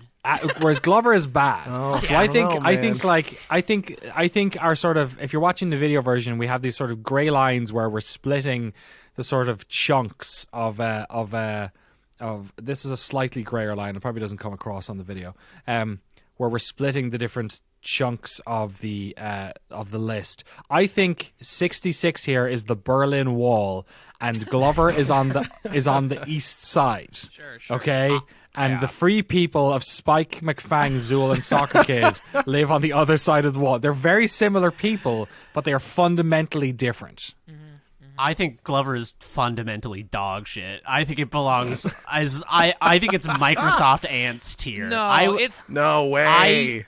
It is so bad. It's like when you make a video game, you invent a mechanic, and you're like, "Oh, this is fun. We can make a game around this." It's like they invented the least fun mechanic ever, and then kept building the game. around What's it. the mechanic? You're a glove, right? You're You're a a glove. glove? You roll on a little ball, right? And so the ball goes with you. So the ball's rolling all over the place, and you're like, "Oh, that's It's a chaotic Kula and fun." world? But sometimes the ball turns to like glass, and then if it falls 6 inches down, it shatters, and you have to start the whole level over. It's bad. It's so bad. Dude, it's Is a it retelling better of the than tale of Microsoft Sisyphus. Ants? Come on. Yeah. better than Ants. It's probably better than Microsoft. Ants. Also, their 90s ad copy was "Love the Glove." That's awesome. Oh, come Love the on. glove. Wow, love it. Top 5. The number 44, The Elder Scrolls 4, Oblivion. Okay, folks. Oblivion is Oblivion is like, remember when I said without Deus Ex we didn't have like first person role playing? Oblivion was then the next one that was like, okay, but how about every game has first person role playing? It's like, you remember Morrowind? No, don't worry about it. Only weirdos who played it on PC played Morrowind, and it was kind of a strange game anyway. None of you have played Daggerfall, and even fewer of you have ever even heard of Elder Scrolls Arena. And then Elder Scrolls 4, I would say Elder Scrolls 4, I don't think it legitimized fantasy. I think Lord of the Rings had done that, and this was coming off the back of this. But I think in video games, like, this was the first game I ever fucking played where I was like psyched to be like killing dwarves or whatever. I mean, there's no dwarves in this game, but like killing like fucking skeletons and like having weird cat people try and sell me their fucking drug. Like, it was, I didn't care about any, and I had friends who were like only into guns, and they were all in on this game. Like, this like turned a corner for so many people. So I think it's like, I know Skyrim's like the sort of the big one for the next generation, but like Oblivion is I feel like Oblivion is like 8/10 of what Skyrim ended up being. Like, it's such a big game. Yeah, I think what you said about the mass appeal of Oblivion, the way it pulled a larger audience into role-playing and into fantasy, this game reached so far beyond the kind of core fantasy and RPG audiences, and really, I feel like this was kind of the first foray of, like Skyrim is such a mass media product. It's widely beloved by people who, your gamers who are getting Madden every year, and that's kind of the limit of their gaming experience. Those people were playing Skyrim, but I feel like Oblivion really kind of like started that foray. I mean, for me, this is I like Disco Elysium more, but I think Oblivion is a more important game. I think it's neck and neck with Deus Ex, probably. Yeah, I think to me it was in the top 3. I just couldn't figure out where. Jesse, what do you think? Man, I don't know. Was this a little bit really before? Tough. Are you one of the Skyrim, not Oblivion people? Because I got Skyrim on launch. I played a bunch of Oblivion before then. I heard about it on game trailers. I was watching a bunch of videos on there, and they were explaining one of the last DLCs. I think like the one where you unlock a tower or something. And I was like, I need to play this game. And I played the first 10, 15 hours, and I was like almost straight. Like almost I finished school. I didn't go to bed on Friday night. I was like till Saturday night I played that game. I love Elder Scrolls 4 Oblivion. I think it is amazing. I don't know where it goes. Maybe above New Vegas is where I'd put it, below Disco Elysium, but also from importance above Disco Elysium. That's the tough part of like importance versus quality for me. Yeah. I don't really know. Yeah. Frank. Man, yeah, I think because I'm also thinking, I'm trying to think of impact versus also freshness, because like Disco Elysium is so much more exciting to me now. But yeah, back in the den, it was like my first big 360 game. It was my first like, I think even Western RPG. No, I did some BioWare games before, but like it really was like groundbreaking. And also the Adoring Fan is like one of my favorite video game characters of all time. By Azura. And then also all the guards running up to you, like that game is so fun. And I feel like Stop. What are you doing? Violated the law. I feel like Fallout New Vegas like iterated on that, so I feel like it has to be above Fallout New Vegas. Yeah. I think. Yeah, I mean, I played played the hell out of Oblivion, so I guess I like it more than Disco Elysium. But yeah, damn, I feel like those are 3 are very good company. Deus Ex, Oblivion, and Disco Elysium. They all have the same like caliber. They're on the same pedestal. Like, holy shit, these were a movement. Yeah, I honestly can't. I think it goes under Deus Ex, but I'm with you. I don't know what side of Disco Elysium it goes in. Honestly, I really love Oblivion, but if I look at the top 3 and I see Deus Ex, Oblivion, Disco Elysium, I kind of get a warmer feeling in my heart if I see Deus Ex, Disco Elysium, Oblivion. Okay, yeah, cool. That is my preference. I was trying to be impartial, but I truly think Disco Elysium in 10 years when we look back on it will be one of those games like Deus Ex or Oblivion that really pushed the medium forward. Yeah, and Oblivion, as much as I love it, I do think that if you were asked 9 people out of 10 whether it or Skyrim would be higher, I think Skyrim would go above. Skyrim might go above Deus Ex, like just at this stage, because it's just been such a, I don't know, even though my personal love is with Oblivion. This isn't the hardest one so far, but let's leave it there for now, I guess. Cool. I have no skin in this game whatsoever. Super Mario World 2 Yoshi's Island. This game is fantastic. Who else has played this? Yeah. Frank, what do you tell me? Your thoughts I mean, that's like Yoshi's instantly like top 5 like of all time. I adore that game. I think it's above Fallout New Vegas, below Oblivion. Oh my god. Okay, I love all Super Mario World 2, Yoshi's Island are so good. Even man, yeah, I can't be impartial. It's like one of my all-time favorite games. I would put it below Oblivion though. That's me shooting high. Yeah. I tend to agree. I think it is one of the greatest platformers ever made. It's one of the greatest Mario games ever made. It's incredibly... A lot of Mario games feel like they're kind of iterating on the same ideas, and Yoshi's Island is so strange. You're playing as Yoshi with Baby Mario on your back. It's very odd. There's a level called Touch Fuzzy Get Dizzy, where there's these spores that you touch, and the whole level just goes fucking mode 7 and gets like tripping out like you just ate a bunch of mushrooms. It's so odd and so good. Yeah, I don't know. This is very high for me. I think also, I think it also has one of the best soundtracks of all time. It is so funky and cute and oh my god, I love it. I love the soundtrack. It's probably above New Vegas. Yeah. Above New Vegas, Damn. under Oblivion. So we thinking? I mean, yeah, I'm trying to be impartial again, but it's Yeah. really fucking good. Okay. Yeah. Let's leave it there for now. Yeah, That because I also feels- know Yoshi's Island's a little divisive because of the baby crying and. I was like, just gonna it's say. yeah. Glover's Yeah. bad because the ball can break sometimes, but baby Mario crying for 30 seconds is okay. All right, Jeremy Jane, I hear Yeah. you. That's actually fine with me. I love He loves that babies sound. crying. He loves babies crying. Yeah. Can't go to sleep without the sound. I'm a monster. Okay, let's talk about Vigil Games' really just like this is Darksiders, cool ass video games. They made a bunch of these. Gunfire took it over, I think, after a certain while. There was an original trilogy which took almost a decade to come out, but that original Darksiders was pretty influential in its own right. Jesse, you're a fan of this, right? I am big fan. Love the Darksiders series. Where do you put it though? Yeah, because it's not like Darksiders 1 is an amalgamation of everything cool between like 2005 and 2010 in terms of style, in terms of gameplay mechanics. There's like a portal section in the middle of it for some reason. So it's hard to say it's influential. Like I wouldn't put it in the top 15 even. But it is really, really good at what it's doing. So it's got to be between, I don't know. It's in that like 25 to 30 thing. It's definitely better than Crash Bandicoot, but Can I How can I much better? propose something? Can I move the bottom three of this top to the top of the bottom? Yeah. So that would be Crash Bandicoot, Snowboard Kids, and Messiah. It's largely academic at this point, but it feels like that's where they're sitting while this top section fills up. We need a little yeah, real for estate sure. in the top, in the We green tier. do. We need a little bit of space here because it's getting a bit busy. So Darksiders feels like it's kind of in here, Jesse, somewhere. yeah, It's I'm kinda trying to think where. bottom at the top. Yeah.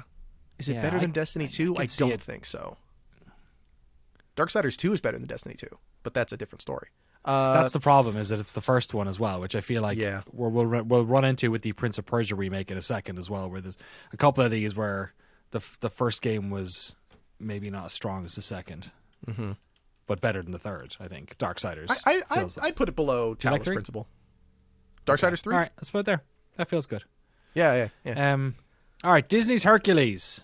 God damn it, none of us have played this. So this was divisive when it came out because people felt like it was a little bit derivative, because this is kind of in the similar form to a lot of these Disney 2D platformer kind of this is I just want to make sure this isn't the 3D one. This is the 2D one.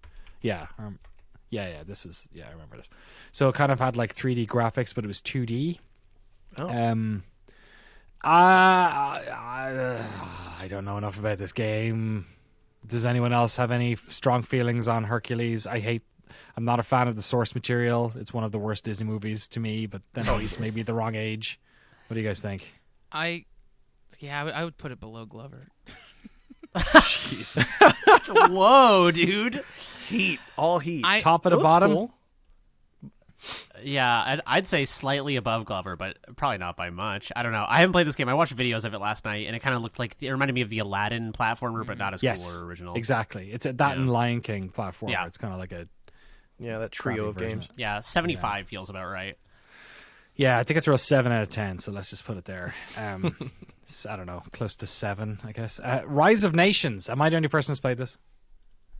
I think so. Okay, cool. Rise of Nations is a super cool real-time strategy game, kind of like the sequel to Age of Empires kind of thing. It was a Microsoft game. It was developed by Big Huge Games out of Maryland. I love this game. It is basically Age of Empires, but it goes all the way to the nuclear age. So you start off with like not sticks and stones, but like pretty close to that, and it goes through loads of different eras.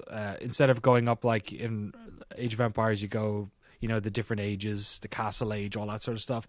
In this one, you're going like Industrial Age. You're going into like the Enlightenment. There's a crazy cool tech tree, and then at the end, one of my favorite things about it is when you play it at the end, one of the win conditions you can actually do is that you win by like. Or you could have there's like a mutually assured destruction nuclear sort of elements to the end of the game, where there is a nuclear clock where I think it's like 7 or something. If 7 nukes go off, then everyone dies. So there's like this weird like thing where you're like tactically hitting other people's or cities or not, or like two people are fighting and you're trying to stop them. It's like, it's pretty cool. Big fan of Rise of Nations. Absolutely love it.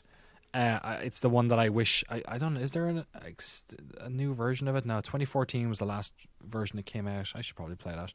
It's fucking great. But I don't know. I'm not going to put it like super high. I would like to put it underneath Oddworld Stranger's Wrath. So between that and Grounded. Okay.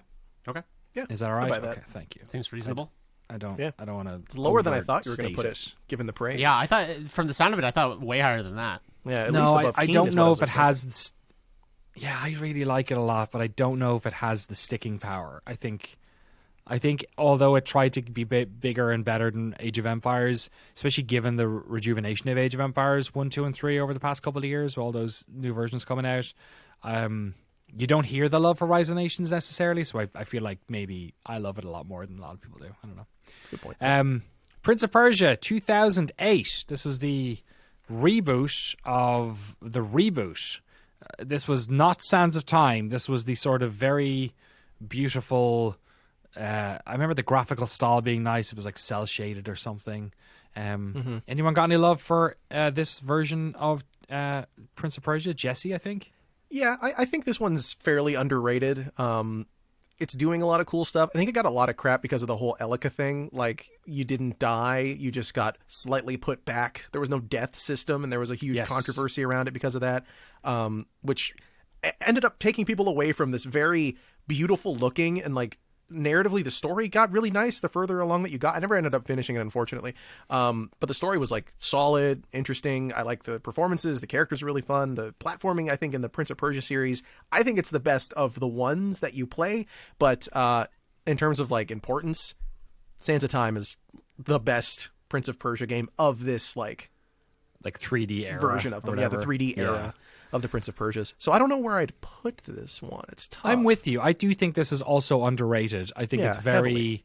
I think it's a lot more. What I liked about it is that it's more Persian than just about any of the games, whereas the other games seem to be like Persia through the eyes of like Western film or something. You know what I mean? The original Prince of Persia was very like, I don't know, like 50s movie style of what like Persia is, and then like basically just Aladdin.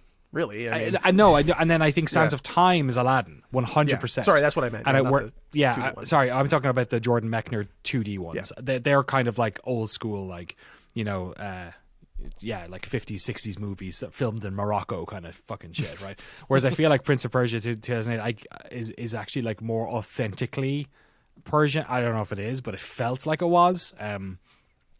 So yeah, I'm with you. I'm not quite sure where this goes. It kind of feels like it's. Maybe, where is it? Under Far Cry Primal, above Explosion Man, something like that, or in this pocket? Yeah, I mean, I'd put it above Milk Inside a Bag of Milk. Okay, personally. Underneath. Yeah, all right. Everyone okay with that? Sure. Okay, we'll put that there. Did I accidentally put Zool and Spike McFang back? Did they just jump back up? Oh, no, that was these ones. That was the ones up here. Okay. Yeah, right. Can we also put Zool, Spike McFang, Soccer Kid into the bottom of the top of the bottom? Absolutely. Can we? Okay, I feel like Spike McFang is like bottom of the top, bottom of the middle. I don't think it's top of the bottom. I don't know. Okay, Maybe we'll leave it there for now. It could be nostalgia. We can bump it down into shit tier. I mean, it's completely academic, but I hear you're right. Actually, now that I think about it, we have all this real estate up here that I've not filled in. So let me move that stuff around there. Gomon 64. What is this, Jeremy? Yeah, what is Okay, this? so this was known as Mystical Ninja in the United States. This one. It is a follow up to a Super Nintendo game that I believe was also called Mystical Ninja. I can't remember what the SNES one was. I hate the SNES one. Love the N64 one. It is a 3D kind of like. I guess it's kind of like an action RPG. Very, very Japanese. Like really, I feel like it was revelatory for me as whatever 8, 9, 10-year-old because it exposed me to a lot of kind of Japanese mythology and architecture and just like weird quirks of Japanese culture that I thought were really interesting. It's definitely a little on the janky side. I don't think it holds up as well as some of the other kind of like platformers that are beloved, like Mario 64 and stuff. It's definitely not that tier, but I think it's probably around.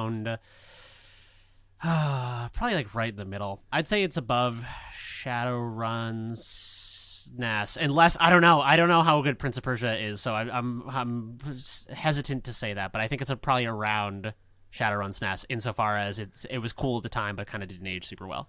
Okay. Is it? I'm trying to look. IGN gave it a 7.6. GameSpot gave it a 6.7. Oh, okay. I mean, maybe it kind of sucks, and I was just a child with a stupid brain. I think it's, let's say, around Far Cry Primal then. Maybe below Absolver, above Splosion Man and Primal, or below Primal, above Splosion Man. Yeah, let's do that. That Okay. feels good. Yeah, not to just completely go to Yeah. Wikipedia on it, but should I call Mystical Ninja starring Gomon? Is that? I'll call Yeah. it that. That's the official title. Okay. Also, we did skip over one. We skipped Cannon Fodder. Oh, we did. Sorry, Oh, Cannon right. Fodder. Okay, dude. Okay, Cannon Fodder. Holy shit. Maybe the best Amiga game. Certainly in the talks made by Sensible Software, who made Sensible World of Soccer and Sensible Golf and all of these great games. WizKid, huge fan, big fanboy of them. Got half their games behind me on the desk, including Cannon Fodder 1 and 2. Cannon Fodder is a 2D anti-war game, I guess you could call it. It is a game where you are in little groups of three to kind of walk around like a snake, and you move them by clicking, and you right click to shoot, and it takes place over multiple sort of theaters of war. There are like sort of Iraq looking levels and Vietnam looking levels and all that sort of stuff. And as you're playing the game, your characters, you have named characters. Jules, Jops, and Stu are the first three you get. The fact that I remember their names is a big part of like how sticky this game was. And every time you would complete a level with them, they would get a rank up. And this was largely aesthetic. There was no like difference really in anything.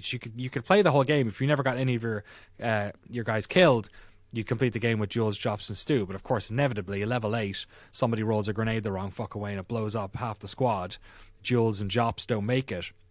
At the end of the level, it like scrolls through because you get new recruits with different names come into your team, and then when you go to the level select screen or in between the levels, there's basically a recruitment line where it's a little guy with a gate who opens up, and the next two recruits come in to fill in your team, and there's a whole line of guys, and they're lined up. It's underneath a hill that has the gravestones of all of the guys that you have had on your team, and the gravestones are fancier the higher rank they were. So you can that's cool. you can remember Jules's one or Jops's one or whatever. And the game is called Cannon Fodder, which I think is a very it's obviously a pretty strong statement as well. It's not made as an anti-war game. It's very much British humor, that sort of like, Worms era sort of tongue-in-cheek thing. But yeah, it's an effective game. It's scary, and the graphics are amazing, and it is one of the best games I have ever played, and I go back and play it every couple of years, I would say. So to me, it's definitely green. It's in the top end of green. I'm not going to be greedy, but I do feel like it deserves to be maybe in this space between Oberdin and XCOM. Cool. It Damn. seems really good. Yeah. I looked at the reviews really quickly from the time, and there's not a single one except for Electronic Gaming Monthly that is EGM below didn't like it. 9. Yeah. One of the reviews said that playing this game is now more important to me than eating, sleeping, or any other bodily function. Oh, If you were to ask like an Amiga person what their favorite game was or what the best game was, this gets mentioned in the conversation every single time. Like it looms that large. It And the seems sequel cool. is terrific as well. Yeah, it seems awesome. You okay if I put it here? That sounds you made a good case for it. It sounds really cool. It looks cool. Thank you. I wouldn't put it so high if I thought that it was just something I liked, but I feel like I have to go to bat for it for people of my vintage and location. Of I where have they to grew read up. one more review quote. CU Amiga wrote, "Cannon Fodder is the best thing since gunpowder. It's bloody brilliant. It's better than sex." There you go. Put your condom down and pick up your rifle, folks. We're just set. Okay, guys, where do we put sex on the sex. tier list here? I don't know. It's below Cannon Fodder, clearly. it's above Glover. I feel like probably at least right. Love the Certainly. glove. Oh my god. Okay, Conquer Live and Reloaded.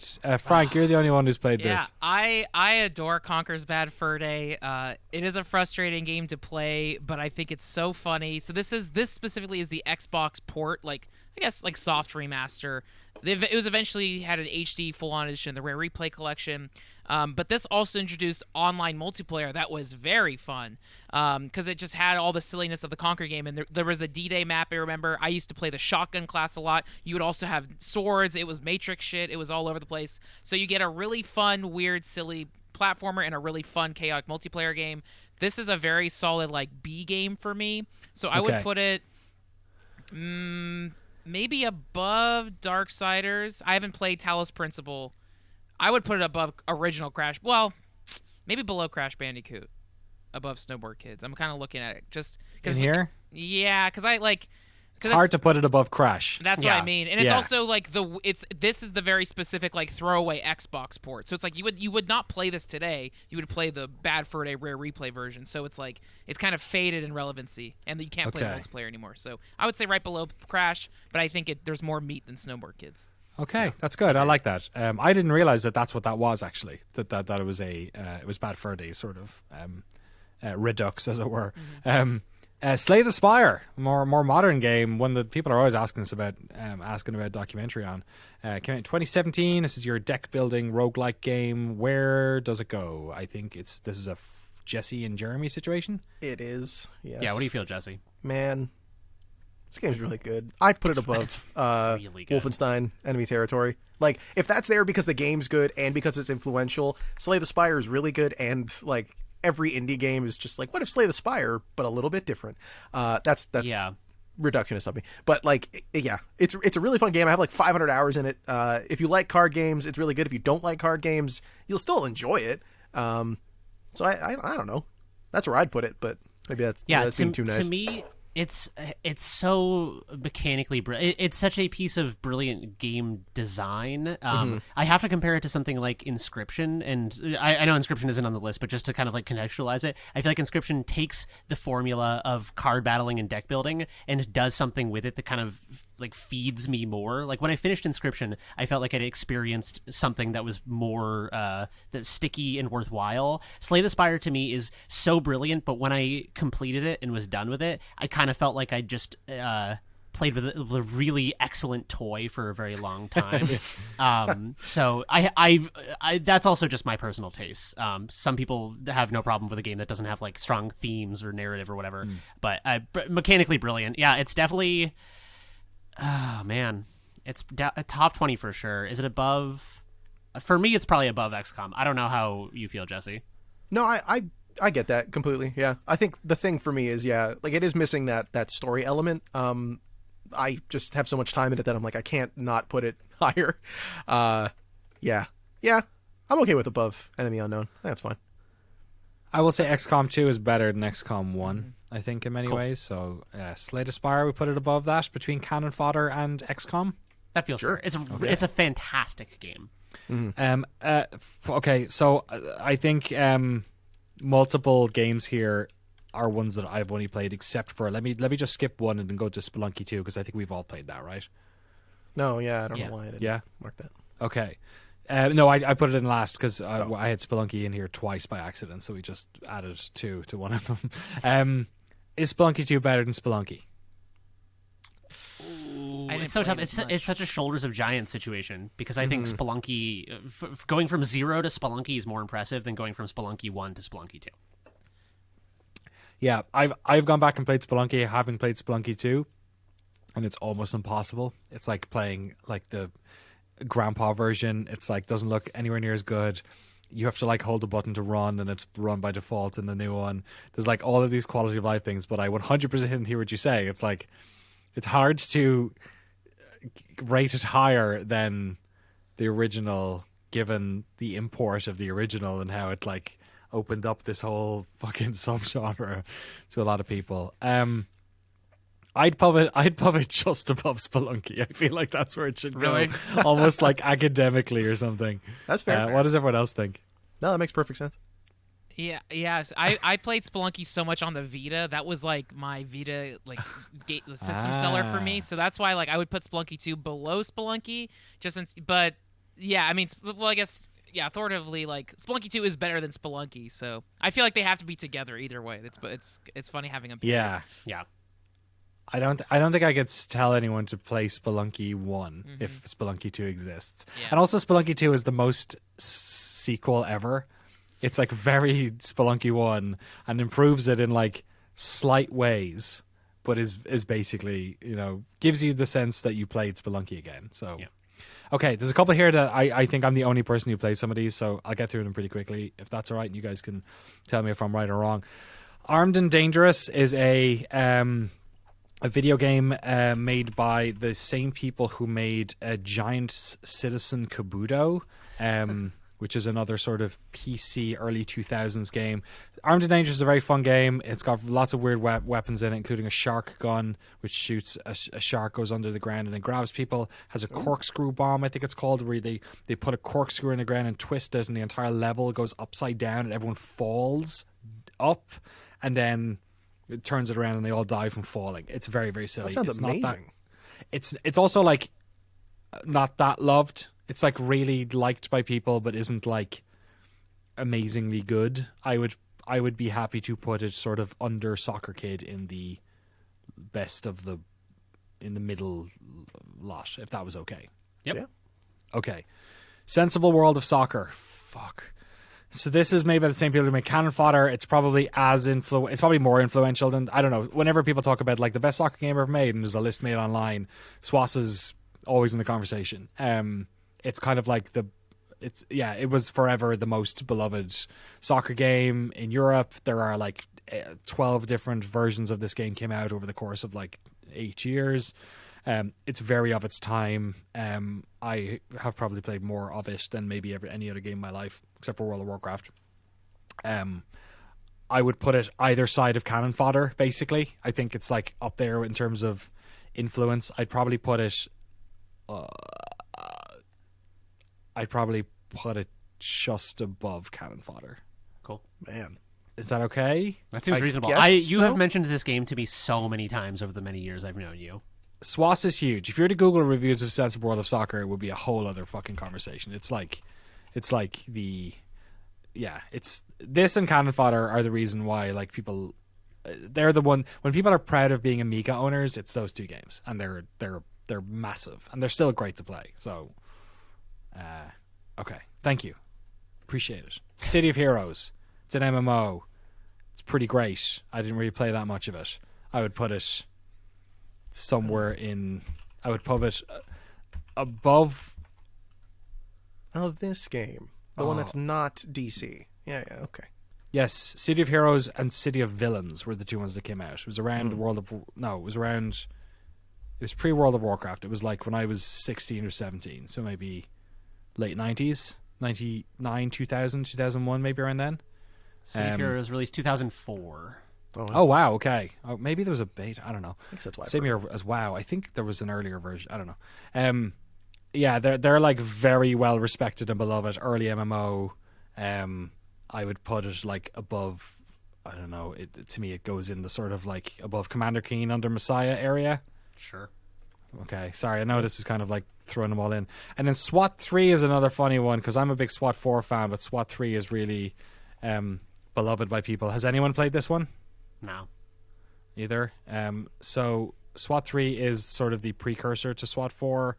I don't really know much about it either. It wasn't 2D like the other two SWAT games. So for that, I don't know, people really like this game, so I'm not quite sure what to do with it. Maybe under Explosion Man. If this was SWAT 4, it'd be super easy to figure out where it Yes, goes. Yeah, it's SWAT 3? Yeah, it'd be so Not high. But I don't know. Is it better than Far Cry Primal? Probably, actually. Probably. That makes Is it sense. better than Absolver? I don't know. We've never played it, and one of us has played Absolver, so maybe let's put it All there. played like 2 minutes of it at most. Yeah. Okay. Is that okay if I put it there? Yeah. Up under Absolver, above Far Cry Primal? Yeah. Okay, apologies, SWAT 3 fans. Sonic the Hedgehog. We've all played this. Is Sonic a bad game? No. Sonic is fun. I never liked it as much as other platformers. I know I feel like Frank is the go-to on this one. Yeah, it's Is he, though? it's Or is he Sonic. high on his own supply? Is he untrustworthy? It's Sonic. I would even say above Doom 3. It's yeah. I think Oh, also, no. dude. Oh, boy. The attitude The first adjustment Sonic? that Sonic gave. That's the attitude adjustment that Sonic gave on Nintendo. Just coming in. Oh my God. I think it's so amazing. Just everything about Sonic. Now it's not the definitive representative Sonic game. But man, it's so good. that's The my music, thing. the colors, the sound, the speed. It's so delicious. Above Vampire Survivors, I would even say above Destiny 2. Yeah. I feel like it's like, because Doom 3 represents something else to me, but like, because I feel like Doom 3 start to finish, that's pretty cool. Sonic, you could play for like a few levels and be like, all right, I get it. But damn, it's still cool. It's so fast though. Above Destiny 2. It's a good video game. Yeah, I really like it. It wasn't as fast where I played it. Oh, It was yeah. about 10 hertz slower than yeah, than the right. version you played.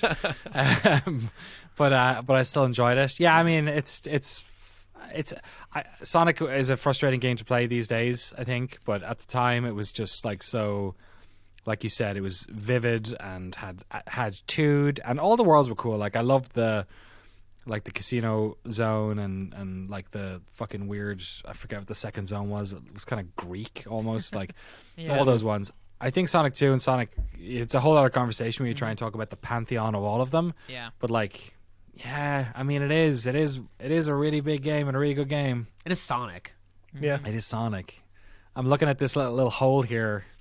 And that's Yeah, where I'm. But what do you guys think? Like, I think I don't even really like Sonic, and I gotta throw it up to the king. You know, like it's Yeah. Sonic. It's fucking Sonic. The king. Plus, like Sonic has it's a cool. Like I liked the Sonic cartoon, and Yeah. characters like Shadow and Robotnik are really cool. Like it ushered in more than just the original game. I think it's an important game. He also Yeah. like carrying I the agree with that, Genesis to the battle too. Yeah.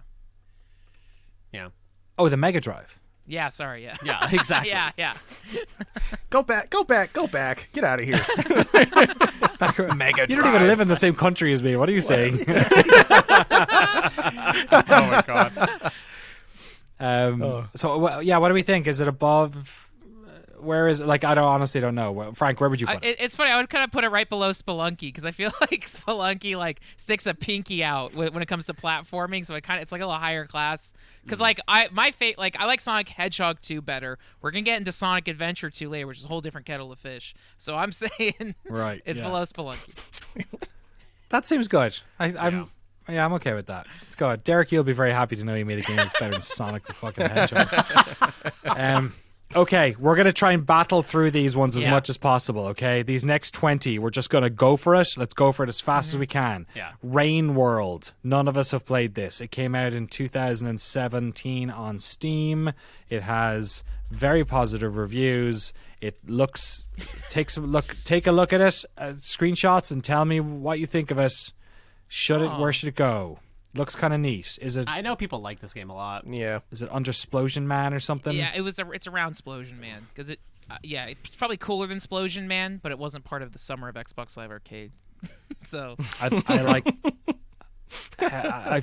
like. I would like to put Zool and Spike McFang above it, there. Yeah. Oh really? and Soccer Kid. Okay. What do you think? Sure. Nobody cares, right? I don't Yeah, really. whatever, Yeah, whatever. this game never called to me. It's got a 66 on Metacritic. Again, not that that's the thing. All right, let's put it under Armed and Dangerous. There you go. You know what? Let's do that. We'll put it above top of the worst because we don't know. We don't know. We don't Yeah. know. Is it Suikoden 2? Never played this Suikoden. game. It's What is it? Suikoden. Suikoden. Sweet code. This game is very cool. It is kind of a Jeremy Jane ass game. Yeah, it totally is. I'm only probably about 4 or 5 hours into it. It's really good. It is early kind of. So it's one of the later sprite art JRPGs. It's kind of when it's around Final Fantasy VII era Okay. when people are moving on to 3D. It's still to the sprite art. It's very mature. It's the themes are like incredibly mature. It's about like kind of global politics, and there's like 100 recruitable characters. Very sophisticated storytelling. I don't love the battle system. I think it's very, very good, but probably didn't age as well as some of these games. I think it's probably around like Commander Keen, City of Heroes tier. Where's that again? God, I'm getting lost. Oh, now. like so many games in here. 37-ish. Is that what it says? Okay, yeah. Is it okay? It's in. So it's beloved. We put it in here somewhere. Is it better than X-Men versus Street Fighter? Yeah, even I have to say it's clout. Like I have 2 friends who are obsessed with it. Also, like Jason Schreier, it's like his favorite game of all time. Yeah, That's right. It's Like, a really good. yeah. It probably deserves better than Press we're giving sneak it. fuck Jason Schreier. It's probably Hey, like Crash Raphael Bandicoot. Colantonio's words, not mine. Hey, yeah, true. yeah. I think it's Better around than Crash Crash? Bandicoot. I like it better than Crash Bandicoot. Yeah. I think it's a better game than Crash Let's Bandicoot. do that. We'll It put probably that. holds Does that up feel better, good? Too. Yeah. Yeah. Okay, better than Darksiders. I would Oh, just yeah. yeah. Yeah. Better than Yeah. some of these. Yeah. creep- I think it's it's creeping up. probably... Yeah, Better yeah, than yeah. Citizen Oh, Sleeper? man. I think it's probably around Citizen Sleeper tier. Yeah, that makes sense. Better I than can see Destiny that. 2? I like it better than Destiny 2, but I don't know how far that goes. Okay, we'll put it there. Yeah, Is that put it feel there. good? Yeah, Yeah. yeah. but Okay, Battlefield 2. What a game! What a game! This Where's is one it of the going? greatest games. This is It's so such a fucking good high. game. This is so fucking high. Yeah, For me. I this did a is like- video essay for GameSpot that has like 3 million views about how this is one of the greatest games ever made. Dude, unfortunately, I immediately go up and look at Wolfenstein Enemy Yeah. Territory, and I'm Oh, yeah. going like, which one is better than this? Which Oh. one? It's up there with that. think- Battlefield 2 is evolved it. better than Enemy Territory. yeah. Um, Is it better than Warcraft 3? I think so. I don't know. I love that. Battlefield 2 is kind of my high watermark for FPS. I think it's infantry only mode in Battlefield 2 is probably the most fun I've ever had playing a shooter. It's probably around Brood War. Okay, yeah. Under Brood War, does it split the? I like it better than Brood War. I love it. I think Under Vegas feels good. Yeah, agreed. It's a fucking. I played an absolute shit ton of that in college. I love that game. Love playing as a medic. Absolutely amazing. RuneScape. Okay, this is. I mean, from one, we had City of Heroes earlier. Has anyone played this MMO? Yes, a lot of it. Too Okay, much of it. Jesse's played a lot of RuneScape. What do you yeah. think of RuneScape? I think RuneScape. There aren't a lot of like free to play mobile or not even mobile. Browser based MMOs that have persisted for this long. Shout out to all my homies that are farming cowhides outside of Lumbee. But you know, or meet me out in the Wildy, no dragon rune armor. I'm OG. speak? I remember What the fuck is- Zezima. If you know who Zezima is, drop a comment. Leave me send us an Drugs email. right now. What's going on? The Silk Road. This is oh dude, this is my moment. I loved RuneScape. We didn't have a computer growing up. I would go to the local library and I would sit there and rent out a computer for an hour to play RuneScape and nothing else. Where do you feel like it? That's what I'm trying to think, man. I'm giving myself time here. I don't know. It's not that fun, but it is important. The truth comes out. I love it. I love going to the bank and dropping off a bunch of gold for 3 hours. It's so much fun. Yeah, I don't know. It's not that high. Like above Oddworld, maybe. I feel like in the Wow, middle, okay. dead middle. Okay. Mafia 2. Yeah, it's not better than Better Mafia 2. Okay. Oh man. Is it lower than? Whereas, how do you feel about it with Prince of what are you Persia? saying, 'Cause Frank? that was one that was one. I you would were I talking would about. say I think Bully is much cooler than RuneScape, but I think RuneScape as a pop everyone knows RuneScape. It is also the free to play like browser game I played as a kid. It was I feel like everyone's first MMO. I think it's like you can't knock Kindergarten. It was maybe, you know, I feel like it's I feel like it's building blocks for gamers out there. Yeah, So I wouldn't yeah. even put it I would put it below Bully. But then Danny was hyped for Rise of Nations, but I think it's significant, and I think it's something everyone Yeah. can share and connect with. I think that's a good spot for it. RuneScape has mass appeal that is way bigger, Yeah. bigger than like Rise of Nations. Does that feel good, Jesse, underneath Bully? Yeah, that's fine. All right. RuneScape is in there. All right. Jet Set Radio Future. Frank Howley. Where's it going? God dang. This is like, oh my God. I think for me, like even above Rock Band 2, Wow. I think it's like hand in hand with like Nier Automata, like where people rave about it. Like it's better than Jet Grind Radio. The soundtrack is better. It was also my first Xbox game. Like it is so good. I revisited it like a year ago. It still holds up. It's like a beefy game. It's way longer than the original Jet Set Radio. I just think the soundtrack holds up I think that's my favorite video game soundtrack of all time. So it's like, dang. Rock Band 2 is more accessible, easier to play. Nier, I think, has a better story, but the style, it is like a long Nier and Super Meat Boy. Dang, I would even... Oh, man. I would put it below Nier Automata, but above Super Meat Boy. Yeah, I can't mess with that. It's a terrific game. It's so iconic and so perfect, and other people have tried to make games like it and have never... You know, it's like Tony Hawk. It's just like it's forever. So I have no problem with that. Yeah, it also feels like the swan song of the Dreamcast era, even though like it was on Xbox, but it felt like the end of like that Sega era of just like amazing, super funky like unique games, and I feel like Sega never really nailed it in the Xbox era. Like after the Dreamcast died, like I think Jet Set Radio Future was like the end of like that Dreamcast era of video games. Yeah. All right, you guys happy with that? Yeah, Sure. That's good. Okay, next one up. Mutation of Johnny Burger. This is a point-and-click adventure game made in Slovakia. So, and it came out in 1996. And I don't know anything except other than GameSite.sk listed it as the 5th best game of all time. Holy but shit. they might be a little That sounds bit biased. Yeah. biased. I think the fix is in. So I think it might be actually like in, like I don't know what language it's in, but I think it might be in a native language of that area. I watched a video of it in German last night, and Okay. the only thing that I came away from it with is I made one note on it, and I said point-and-click adventure where you can see the main character's butthole. Okay, so it's better than Glover. Top 10. So better than Glover for Ooh, sure. okay. Better Than Disney's Hercules for sure. Disney's Hercules. Yeah. I mean, I'd rather play a weird game, point-and-click adventure where you can see a butthole than Disney. Is it Hercules? Than Disney's What about anything. Rain World? Does it feel too much to put it it above can't Rain be better World? than Rain World. I feel like it's not better than Rain World. Okay, we'll There's put it no right way. there. Yeah, that's James Pond 2. Oh God Almighty! It's another Amiga game. Danny. Wait, James Pond? Oh, James yeah. Pond 2 RoboCod. Can I put it? Yes. Can I put it underneath Soccer Kid? Just right there. Sure. Yeah. People will give out to me actually putting it underneath Soccer Kid. I will put Soccer Kid underneath James Bond 2. I guess in the Amiga world, that's what people will think.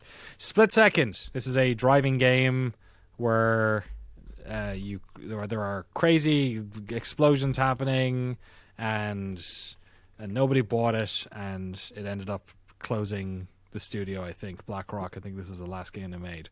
Damn. So it can't have been that good. But I love Split Second. It's good fun.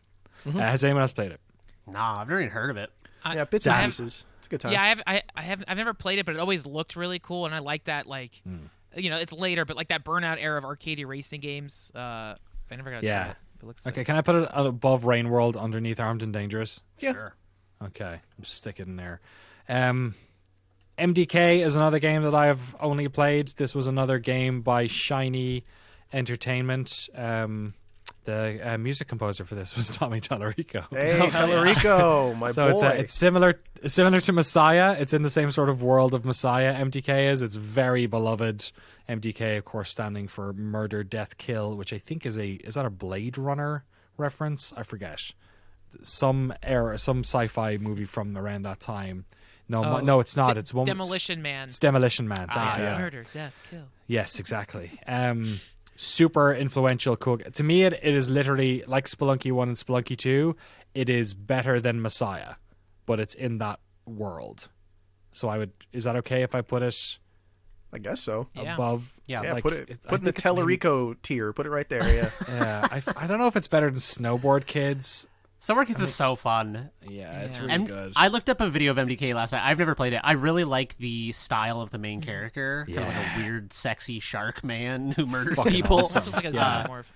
But Oh, It's yeah, like kinda, fucking yeah. pyramid head, but Yeah. like Yeah. as a kid or something. Yeah. yeah. I mean, it looked fine. You can speak to it better than I can. I thought it looked okay.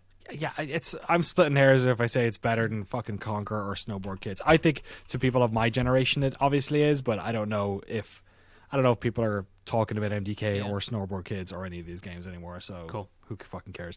Secret of Evermore. Oh, Jeremy, man. this is one for you, baby. Okay, so I'll be very quick about this, but it is I've mentioned it on the podcast before. It is so Squaresoft, obviously Japanese company known primarily for JRPGs in that era, made a million good RPGs in the 90s. They contracted an American studio. It is an American JRPG, and so it's around the era of Secret of Mana. Clearly the name is a reference to Secret of Mana and kind of trying to ride on the back of that hype. It's really good. It's not as good as Secret of Mana, but I think it's excellent. It also has co-op. You have a dog with you, and the dog can be the second player. The dog changes as you time travel, so it's like a dinosaur dog in the past. It's like a robot dog in the future. PSU time travel. PSU time travel. It's fucking cool. It's really, really cool. I loved this game as a kid. It is probably bottom of the top or top of the middle for me. I think it's underrated. Okay. Yeah, I don't know. You've made a good argument for it. Is it better than Where is it sitting? Where do you think of it with Citizen Sleeper? That's a game you liked. It's not as good as Citizen Sleeper. Okay. Definitely not. I think it is Talos probably. Principle. I think it's a better game than Talos Principle. Yeah, So it's somewhere here. yeah, probably around DayZ. Okay. Above DayZ? I don't have any Poor strong Vampire feeling either way. Survivors. Vampire like Survivors getting getting a its little bit. Yeah. I think it's probably above. I don't know. DayZ's probably above it if I'm trying to be impartial and think of how people generally feel about these games. It might be around Vampire Survivors. I think that's probably fair. How about there? 39 Sure, above. that's between. fine. Okay, above Talos Principle, underneath Vampire Survivors. That's fine. Cool. Nice work. Thank you, sir. Pathologic 2. This is another one for you, actually. Okay, so I have only played the first few hours of this game, but I have friends who rave about it. It is kind of a mostly detective-y kind of RPG, very spooky, very Eastern European. It's Ice Pick Lodge, who make very strange, very odd games. I think it's so innovative and so strange and paranoia-inducing. This deserves to go pretty high. I wish I had played the whole thing because I could make. I feel like I could make a case for it being in green tier, but I don't know how high because I haven't played the whole thing. I love it. Better than Talos Principle? Oh yeah. Better than Secret of Evermore? Oh, 100%. I think it's probably Better than Citizen Sleeper? I think it's probably. I would say again. I've only played probably the first 4 hours of Pathologic 2. I think it's probably around Citizen Sleeper. I think putting it above Suikoden 2 is I can't make that statement having only played the first 4 or 5 hours of Pathologic 2, but I think it's around there. Is it better than Citizen Sleeper? Because you're the best person. You and Jesse are the best people to talk about that. Yeah. I feel comfortable saying that. Better than Citizen. Wow. Okay. Wow. People love Pathologic 2. They H-Bomb's do. video on it is really good too. Yeah. I haven't watched Yeah. the whole thing because I don't want to be spoiled on it, but people. I think love for Pathologic. other people, yeah, Okay. that makes sense. If you're going off of just general influence, yeah, I get that. Yeah. Yeah. which- I also like what I've played of it. And it's a good question whether we are or aren't. We're definitely like somewhat are because especially when we get to the top, we start talking. Yeah, once you about- get to the top, the only way you can go this Yeah. one's better than this one is everyone likes this. Exactly. Speaking of games everyone likes, Metroid Prime. Another Talarico title. Well, I think he yeah, not alleges really. he worked on every single one Yeah, of yeah. these games. Actually, Yeah, I exactly, think he yeah. actually designed most of them as well. Right. If you were to ask him, Metroid Prime. I feel like it needs to get. I feel like it's in this conversation too. The top of the bottom or the bottom of the top. I don't know if it plays any. I feel like time has actually probably not helped Metroid Prime in some ways. I think at the time it was such an important game. What do you guys think, Frank? You're down here having played a bit of it. Yeah, it's man. I'm trying to think. Like, I missed the boat when it came out. I feel like I was too young to really like understand. It was like very like hard for me as a kid. I later eventually played Super Metroid. I think Super Metroid is like one of the best games ever. But Metroid Prime, I tried going back to it. I missed the boat. Like, it doesn't help that Nintendo isn't super kind with like making their games accessible. There was a Wii port of it, so it's like I want to play it. If there was a fresh like remaster of it, I would love it, or Metroid Prime 4. Because even looking at it, it's like it is so beloved, but I like Crash Bandicoot more than Metroid Prime. But I think Metroid Prime altogether is better than Conquer. So it's like that's where it is for me. But I do know it's more beloved than Darksiders. I like Vampire Survivors. I would put it below Vampire Survivors. That's just, Okay. yeah. That's me. Yeah, I think it's in this fight here as well. I don't know. It's tricky. I could see it being above DayZ though, because people are like into it Yeah. so much. It's just not for me because to me it's a real it's a first person console game, which like to console people, it's like the way people talk about GoldenEye, where it's like I was playing fucking first person shooters on PC. I didn't give a shit about GoldenEye, fucking basic fucking console ass shooter. So like It's fun, that's how I kind of feel a little bit about it. But I get it. Yeah, I don't know. I kind of feel like it deserves to be high, like in this area, like above DayZ. Yeah. I kind of prefer Vampire Survivors. Obviously, I prefer DayZ and Vampire Survivors 2-ish, but Aiming what do in you the guys first think? Metroid Prime is so bad that it's like it's Oh, hard yeah? to. Yeah. I don't know. I don't like Metroid Prime. Most people absolutely love it. I've tried to play it, but I played it way after the fact. So, Yeah. but I know people love it. I don't know. It's up to you The guys. Wii You guys version's have played good. it more than I have, obviously. I also do think Crash is a way cooler mascot than Samus. should we put it directly under Crash? Yeah. Yeah. That makes Okay, sense. there you go. Someone, above the someone Great out there listening is hating that, but I Yeah. think it's fair. Crash Bandicoot's better than Metroid Prime, and Metroid Prime is better than Conquer. That's fair. Yeah, I'll agree That's with so that. fair. Okay, we are not getting through these fast, folks. The next one is Mega Man Legend. How do we feel about Mega Man? Sorry, Legends, would it be? Or Legend? I think it's Legends. Legends. I'm pretty sure it's Mega Man Legends.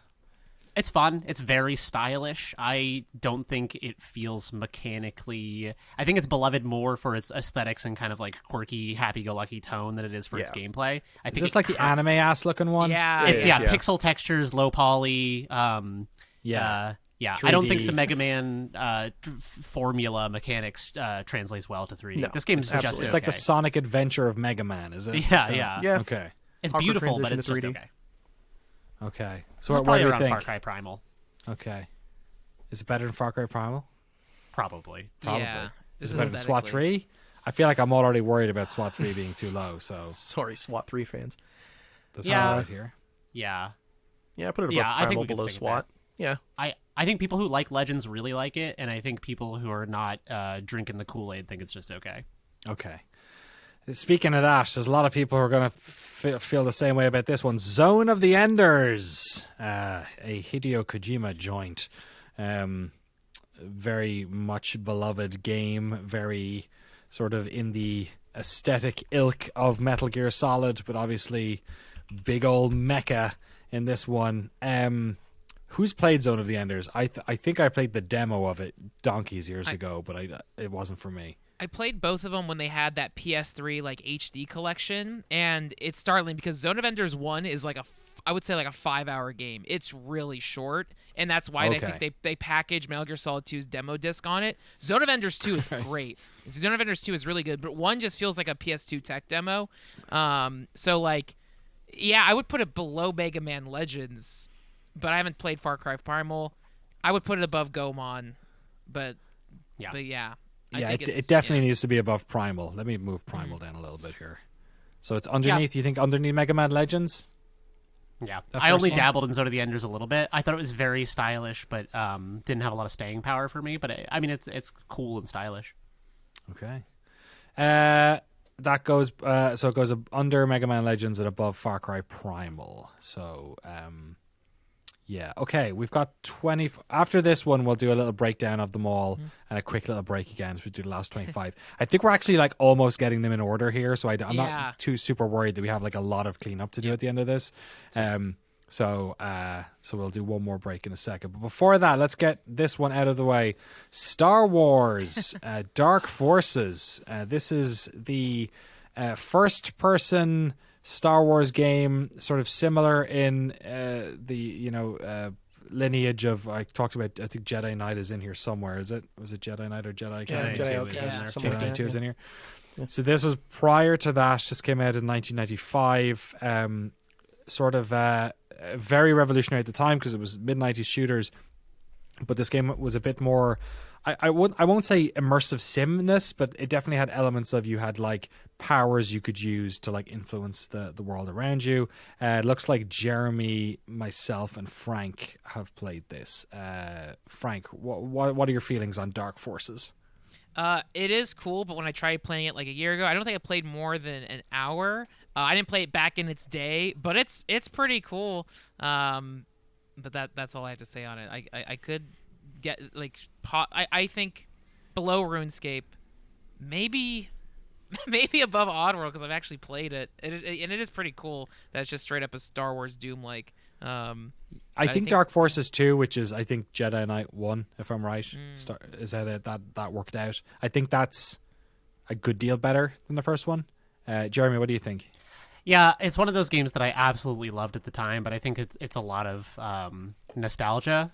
For me, my knee jerk is that this is green tier, but I also think that I'm looking at the reviews now, and they're kind of all over the map from the time. EGM gave it a 4.8 out of 10, and then a bunch of people gave it like 90s and 4 stars and stuff. I don't know. I think it's really good, but I think I very rose tinted goggles of nostalgia on this one. Yeah, I think Dark Forces is better having Dark Forces 2 come out, which was Jedi Knight. That's fair. The first Jedi Knight game. So I'm kind of with you. I'd say under RuneScape, above Mafia 2. Does that feel okay? Sure. Okay. All right. Okay. We are 75. We have 25 left on our list. So we are going to go. I'll do it the same as last time from bottom to top. This is what we've got. And then we'll take a little break again. At the bottom, Microsoft Ants, Glover, Disney's Hercules, Mutation of Johnny Burger, Rain World, Split Second, Armed and Dangerous, Soccer Kid, James Pond 2, Spike McFang, and Zool. It's like fucking, that's where all the Amiga platformers went to die, and they met this little vampire boy.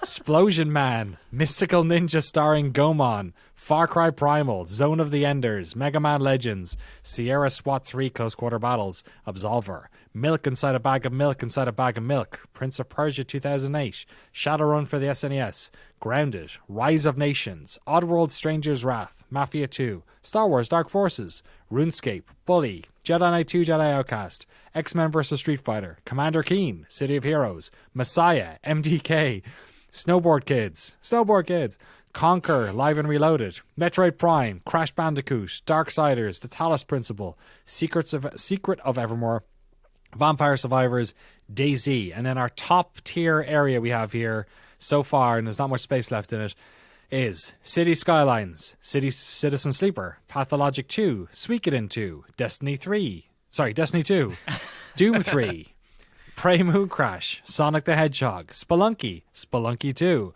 What Remains of Edith Finch, XCOM Enemy Unknown, Slay the Spire, Cannon Fodder, Sensible World of Soccer, Return of the Obra Dinn, Super Meat Boy, Jet Set Radio Future. And then our top 10 we have here are Nier Automata, Rock Band 2, Wolfenstein Enemy Territory, Warcraft 3, StarCraft Brood War, sorry, this is 11 actually, Battlefield 2, Fallout New Vegas, Super Mario World 2 Yoshi's Island, and the top 3 are The Elder Scrolls 4 Oblivion, Disco Elysium, and Deus Ex. Join us in a couple of minutes for the third and final part of our episode 100 special. Hello and welcome back to our episode 100 list. We are down to the final 25 and we'll try and get through it as quick as we can. Famous last words. Let's start off with a game that I think is came up last minute, and I put it in here only because it was in the most recent edit for episode 3 of Jane Dev. So I figured you knew something about it.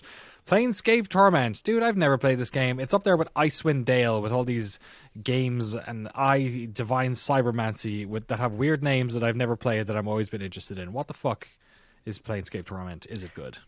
Planescape Torment is awesome. Planescape Torment is it was the primary inspiration for Disco Elysium. It is a CRPG from the 90s. It was it Black Isle Studio? I think it was Black Isle joint. Ooh, Obsidian. I like it.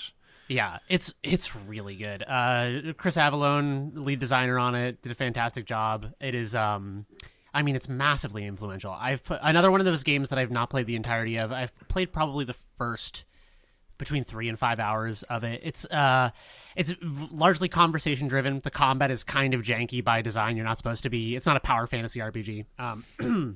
I think it's definitely somewhere in the top tier. It's massively influential. It's one of the best designed narrative games of the time. Incredibly bold for a game to be like in an era when CRPGs were primarily about hitting stuff with a sword. To have this be about an amnesiac walking around talking to people, I think was very bold, and to have it be fun. For me, it's probably, I don't know. I think this might be around Spelunky. It's really good. Again, 5 hours in, I'm loving it. I want to play more. It definitely feels its age a little bit, but it holds up. Is it better than Sonic the damn Hedgehog? Has to be, right? I mean, I feel like I'm the wrong person to ask that to, because I'm a fucking nerd for this kind of stuff. I love really narrative-heavy games that feel like big fantasy books. To me, it's always sounded like one of these kind of like cult classic, like a real, like, people who love this game think it's amazing. Not enough people have played it. So yeah, it's kind of I'm willing to. Yeah, I don't know. If you played a bit more, I think I'd be willing maybe more. But that's the only thing. I think it's probably above Mooncrash, below Sonic. I feel like that feels fair. I don't know. I love it so far. The only reason I haven't played more of it is just because there's constantly a stream of games that are inspired by it coming out that I want to play and feel like I'm on the cutting edge of games. So it's hard to go back and play the sort of godfather of things like Disco and Citizen Sleeper and stuff. Right. But I mean, it's fucking fantastic. The writing is really good. It's very funny and quippy. But yeah, that feels fair to me. Okay. Underneath Sonic, maybe just because of notoriety as much as anything else, but above Prey Moon Crash. Okay, next one up is Shadowrun, but this time for the Xbox 360, which could not be more of a different game. Is the first-person Shadowrun for the 360 better than Shadowrun for the SNES, Frank Howley? I feel like this game belongs in red territory. This was a game that was released. They had a demo disc, so I remember being excited for this, playing like the online demo, and then when it came out, I feel like it flopped. I think this was like online multiplayer only. It was also one of the very first crossplay games with 360 and PC. And like, I don't know, Yes. I feel like I rented it, I tried it, I had tried to get friends into it, and I feel like it just didn't stick the landing. And I feel like the combat for its time was kind of ambitious, like Arcane, where you were mixing like guns and also magic abilities, but I think it was just like a decade too early. Like it just didn't, from what I remember, I just didn't like playing, even though we were all excited to have a new multiplayer game, and it just kind of sucked. That's from what I remember being like a high school kid. I feel similar. I feel like this came out, and then 5 years later, Brink came out, and it was almost the exact same like problem, where it just like no one thought this was cool. Like outside of like how it played, it just kind of was a bit lame, and it really didn't deserve the name. I think was a big problem, like making a first-person game out of like a thoughtful, D&D kind of thing. So I don't know. Yeah, I'm with you. I think this is under Far Cry Primal at least. I think maybe I think Split Second's actually cool. Rain World looks cool. Johnny Burger, Hercules, like I feel like it's I don't know. Johnny Burger could be neat. I don't know.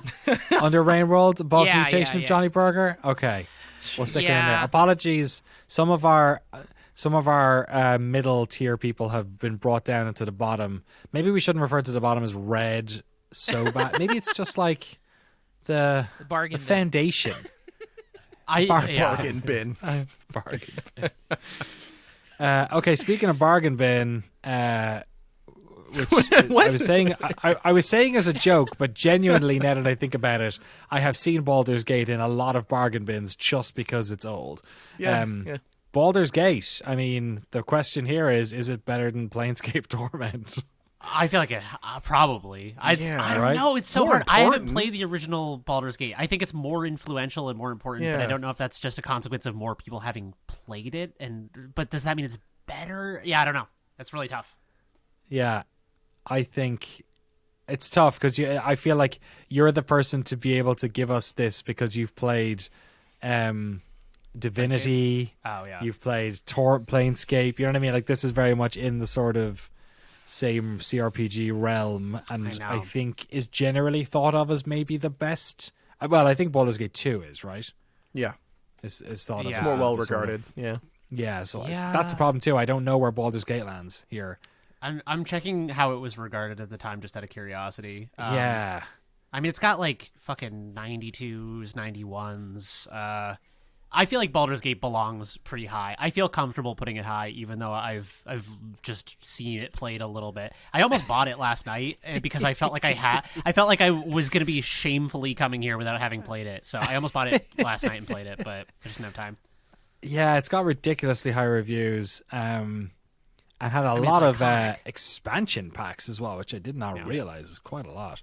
And I guess Baldur's Gate, there's like Dark Alliance. Was that part of that, or was that a separate? That was like totally an PS2 action era. RPG. Yeah, that's one. the- Yeah. You're I right, played Dark yeah, Alliance. that was later. Dark Alliance is good, but it doesn't, it's not as highly regarded or whatever. Yeah. Okay. Baldur's Gate kind of like started the CRPG. Yeah, it's like legitimized it craze. for sure. Yeah. Yeah, I don't know. I think this gets pretty high, but it's hard to tell. Is it under Warcraft 3? Is it above Brood War? Like, I think it's definitely above enemy territory. I feel very comfortable saying that. Yeah. But where does it fall in that top 8 or whatever? where do we feel happy putting it? Because we also, it's tricky. It's tricky. It's really true. I feel like we need to pause. I feel like I need to go play it for 6 hours. Yeah, can we pause and then let's play for 100 hours each, and then we'll come back. Yeah, and, right. We'll come back with our thoughts. Yeah. I mean, I don't know. I just through cultural osmosis, I know how important this game is. It comes up so frequently in design talks and dev like GDC talks, and just I don't know. I feel like it is most easily comparable to stuff like StarCraft and Warcraft because it's like made in the same part of America and they're PC ass strategy kind of things, like isometric games. So I don't know. It's not a strategy game, but a role playing game against a strategy game. Yeah. But I don't know. Is it better than Brood War? Is it better than Battlefield 2? Probably. It's probably better than Battlefield 2. I think it's Is it better than Fallout New Vegas, which they also basically made? No. I don't know, dude. I feel like it probably is, but I don't know. Come on. Yeah. No way. Older feel like Fallout it New probably- Vegas. How about that? Yeah, okay. I think it's probably higher, but I can't. I'm not the person to make a case for it. Yeah. You know what I mean? Jesse, what are you thinking? I'll argue technical limitations. Like Baldur's Gate probably is really good, but I feel like it's got quality of life issues. It's got like, just because it's an older game, there's a bunch of design things that they hadn't nailed down yet. So like, we're already bordering on the how influential is it to how actually, do you want to go back and play this? Baldur's Gate 1 is I would have probably a still similar obviously problem really with- good, but I'd have a similar problem with Battlefield 2 as well, and maybe even Brood War and Warcraft, because there's so much quality of life stuff has come to those games, that genre. Where do you think? Do you Yeah. think it goes much lower than Jesse, or how do you no, feel? I think it's okay to put it where it is. I think that's fine. I think that's fine. Okay. We're hedging our bets a little bit on this one, I Yeah. feel like, but we Yeah. kind of have to. Okay, Tom Clancy's Rainbow Six. Sorry for everyone listening. It's currently in 6th position underneath Fallout New Vegas, but above Battlefield 2. The next one is Tom Clancy's Rainbow Six 3 Black Arrow, which is the Xbox version. I forget what was the name of the other one. Not Rogue Spear. What was it? Tom Clancy's Rainbow Six 3 There's Raven Shield. Raven Shield. That was the one that was on PlayStation, I want to say. Was that what happened? Or PC? Looks like PC. I forget. There was like a weird split there. You're an Xbox kid, Frank. Did you play this one?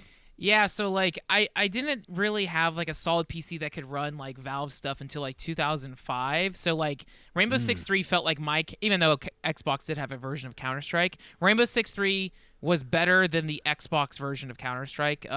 Also like this was before Call of Duty voice chats, but like I feel like Rainbow Six 3 was like that was a very good times on Xbox Live. It was very Yes. fun. The multiplayer was good. There was also Terrorist Hunt mode. That was a very fun PvE mode that my friends and I would grind. Like this was before like XP unlocks. We just played it because it was fun. I really like Rainbow Six 3 Black Arrow. I want to play it again today. And then later they did do like Rainbow Six Vegas, which was also very good on 360. Very popular on Xbox Live. Yeah, these were really good games. I'm trying to think where they would go. Dang, I feel like Doom 3 just because of the hype surrounding it and all that is pretty significant, but it's also Xbox era, so I'm trying to think. Dude, to me this one doesn't, because to me this one is Yeah. before all the good ones, like Vegas Yeah. and Ghost Recon Advanced Warfighter and all those games that really did it. Like it was kind of like an early one. To me, it's like bottom of the middle or something. Yeah, I'm looking. Ah, man. Yeah, below RuneScape. I'm trying to think. Like it's. Yeah, because all these games are everything on the list is so unique. Yeah. Yeah, I'm looking around this part here, like under Stranger's Wrath, under I think like it's. above Rise of Nations, maybe, or I don't know. Yeah, I think. Man, I think it's below RuneScape. I think it's above Mafia 2. But I didn't play Mafia 2, so I don't have that reverence for it. But also, man, I'm just going off my Xbox Live memories. Is it which better are than fun. Dark Forces? That's one you've played. Yeah. Better Yeah. than Dark Forces, you think? I think so. Because Dark Force is basically just a really? dual-launch. Wow. Wow. Gosh. Ouch. Okay. I'm willing to do it. I think it goes Yeah. down here above Rise of Nations, but you think if we split the difference Well, maybe? Put it below Dark Forces. I think Dark Forces you can Okay. play today and it's pretty fun, whereas you wouldn't play Rainbow Six 3 today. Game 79, Frog Fractions. Ooh. Jesus. Where does this go? That's so tough. Yeah, What a it's great weird game. Check out our documentary on Frag Fractions and also Frag Fractions 2. To me, it's in here somewhere. It's in the top of the middle. What do you guys think? It's certainly in the middle. Yeah, go ahead. I was gonna say I feel like it occupies the same brain space as Vampire Survivors, where such a small, modest game can be so surprising. I think it's below Vampire Survivors just because I think Vampire Survivors has so much replayability. Or I think Frog Fraction, but Ethan Finch is like a game you'll play once too. But like, I think it's below Vampire Survivors. But I think Frog Fractions is just really funny. I think Frog Fractions would be like happy to be under almost all of these. I think like under RuneScape, under Dark Forces. I think here is where it starts to get a little bit slippy. Yeah. Like with Black Arrow and Mafia 2. Like, I don't know. Frog Fractions is so smart and clever. It is very small a game though. Like, I don't know. What Jesse and Jeremy, do you have any? I like Frog Fractions. I think the reasons I like it are more because it is sort of subverting what a game is supposed to be. So it's a little tricky to evaluate because it's one of those games where, you know, it's like when you watch a movie and then it breaks the fourth wall and you're like, holy shit, I can't believe it just did that. Right. But how many points does it get for that? I don't know. Yeah, I think it's Fair. kind of somewhere in that middle chunk. It's like in the middle of the middle. It's better than a lot of those games, but I don't want to overstate its importance. But I really like it personally. What about if it's above Inside a Bag of Milk, Inside a Bag of Milk? I feel like That's fine. short game. Yeah. Better. I think it's probably better than Prince of Persia 2008. But maybe Yeah. not. No, I could see that. Yeah. But I don't know about Shadowrun on SNES or Grounded. Now I feel like I'm getting into games that people really give a shit about. Yeah, A bit more. I know. What about here? Does that feel Yeah, all it right? feels Fair. popular. Yeah, when we Okay. reevaluate, if it needs to come way up, we can bump it. Perfect. Okay, we got some hard ones coming up, so let's try and get through these. Nidhogg, couch co-op, ninja game. What a lovely piece of work. Kind of small, like Frog Fractions in a way. Not that influential, but definitely a good fun time. What do you folks think? I mean, you said, I think exactly what it is. It's a small game that's fun and competitive, but like there's not a whole lot to it. It's weird because like I would feel bad if I said it should go around like 80 or 70, like around games like Zone of the Enders or Far Cry Primal, which has gone bizarrely low. Like, is it better than James Pond 2? Totally. But like, is it better than X-Men versus Street Fighter? I don't know. Like, not really. Like, I guess it is better than James Pond 2. I really like James Pond 2, but yeah. oh, I'm sure you enjoyed it, but I'm telling you, it's better than that. A game I haven't played. Is it better than Goemon? Like, I don't know. Like, I don't really know about that, man. Like, it's weird. It's a really good game, but like, there's not a whole lot to it. That it's like, Yeah. I don't know. It's so hard to compare that to anything else on this list. Yeah, it's so what you see is what you get. Exactly. It does what it wants to do perfectly. Yeah. But what it wants to do is pretty humble as well. But Yeah, it's like ball in a cup, where it's like there's not a lot to it, but the simplicity is part of the appeal or right. something. Exactly. Yeah. Is it better? I feel like we want to put it above Mystical Ninja at least. Yeah. I think Okay, that's that's fair. fine. Mystical Ninja is janky. It's charming, it's- but very janky. I'm probably above Far Cry Primal, but maybe not Zone of the Enders? Or is it higher than Mega Man I Legends? have no idea. I think it's probably around Mega Man Legends, maybe like one below. yeah. What? Or is it Frank, below Zone of what the do you Enders think? though? I've never touched Nidhogg, so Okay. man, yeah. Well, I feel like Zone of the Avengers really is. I do have a gripe. It does feel like a tech demo, so I feel like I can go above Zone of the Enders. Okay. All right. Yeah. Is it better than Below Mega Man Mega Man? Legends? I think the art style Nidhogg? Mega Man lifts it higher. So I think Yeah, Mega Man Nidhogg's below. Legends Mega is Man's pretty got cool. that aesthetic. Okay. It's very cool. Yeah. Okay. Next up, Terraria. So Nidhogg is under Mega Man Legends, but above Zone of the Enders. The next one is Terraria, massively influential sandbox game. Came out in, I don't know, 2011. Sort of the almost at a time was kind of felt like it was almost as big as Minecraft or something. Looks like we've all played a bit of this. Jesse, it looks like you've played a lot of it. Yes, I've played far too much of this game with my boy Zamir. Shout out Zamir, he's not listening to this. It's a wonderful time. It is very fun. I love going into caves. The music, it's odd. The music for that game, I think, has become bizarrely influential with people that are younger than me, which doesn't make any sense. Like, I hear that song, the title screen song I hear played a lot in a lot of videos, so there is some influence that's gone past people who have played it, I think, at this point. It's really good. We're running up on like the bottom 20 where I'm like, I don't know where you would put any of these at this point. Yeah, it's really hard. Yeah. It's getting there. It's better than RuneScape. For sure it's better than RuneScape. So that's easy. I think it's better than Vampire Survivors, personally. Okay. I think it's better. I think you could say that. I think you could put it above almost all I'd put of it these. above, Pathologic. I would not put it above Destiny 2. I would not put it above Suikoden 2. Yeah. I think it's fine there. It's also one of those games where I feel like on a lot of people's Steam histories, people have hundreds of hours played. I think it was just like one of those games that caught a lot of people. Nowadays, there's so many games, so it's splintered, but I think a lot of people fell into Terraria. And I tried it. It was on 360, it was on a bunch, and it's like, it was always too, like, I never had the time to get into it, but even from a casual way, it's like, oh, I get this. This is cute. So, yeah, I think well placed right here. Yeah. Okay, we'll put it there above Pathologic 2, underneath Suikoden. Is that what it is? Yeah, you nailed it. But if nothing else by today, I will have learned how to say that game. Sonic Adventure 2. Man, this is a good video game. Frank, I'm going to go out on a limb and say you've played this a little bit. Yeah. I think this game is amazing, but it is half of this game is brilliant. It's got the Chow Garden, it's got Chow the Hedgehog. They introduced Rouge the Bat. It's got Chow Walkers. Right? Chow Walkers are in this one too. Yeah, they're amazing. It's got Rouge the Bat, which is the hottest game character ever made. It birthed Rouge the Bat.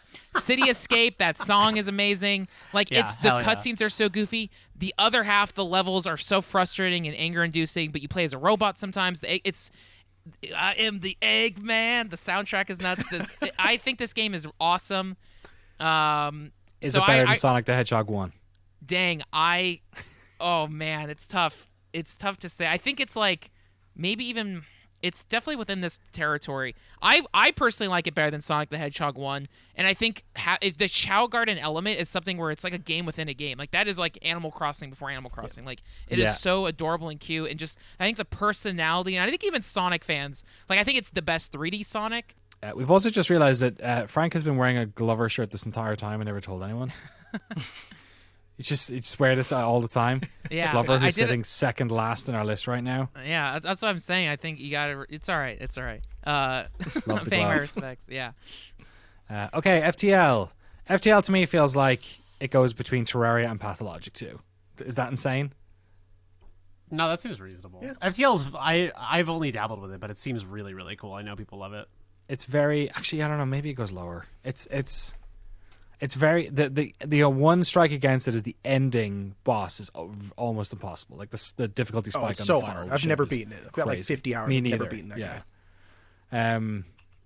What do we think? Maybe I don't know. Maybe under Talos Principle actually above Darksiders, something like that. Yeah. Yeah, I'm not. We're all just getting tired. We're just like No, fucking whatever. it's just, I haven't played it. It's tough at this point, man. It's tough. I actually need a link to the top 100 again because I had to refresh. So your screen's I can't gone. see it now Can't because see it's not your being screen screen. shared. Do you not have history on your browser, sir? On chat, there's no. On your browser. On your I guess browser. I could have done that. I just thank you. Don't worry about it. All right, Mirror's Edge 84. Where do we think this goes? This is a tricky one because yeah. Dang, I would even put this above Prey Moon Crash. I think Mirror's Edge is a I would too. beautiful game. Like game rips. soundtrack, Wow, really? aesthetic, it is so awesome. I really like Prey Mirror's Edge. Mirror's Edge, yeah. I'm with you, Yeah, man. Mirror's Edge is cool. It's sick. It's really good. It's very influential. is it? That's the thing. I don't think Absolutely. it is. I think Titanfall 2 wouldn't exist. Neon Titanfall White. 1 and 2. Neon White. Neon White's just those Mirror's games Edge are with pulling more from anime. from Rocket Arenas and Oh, Action yeah. Quake, and all these games. All Mirror's Edge. No, you're right. Yeah, well, Mirror's Edge is like running, right? There's no like running games. Like I Dying think Light. that Mirror's Edge was interesting. Yeah, Dying Light's a good shout. I think it was interesting for the time, but I think the awful truth of Mirror's Edge is that when it got a sequel, people were like, "Oh yeah, I guess it was just like novel. Like there was nothing more to this. Like it was a clever idea, but it was skin deep, and that was it." So I kind of agree. I think it's a very good, interesting game, but I don't think it is I don't think it's timeless. I don't think it's like super.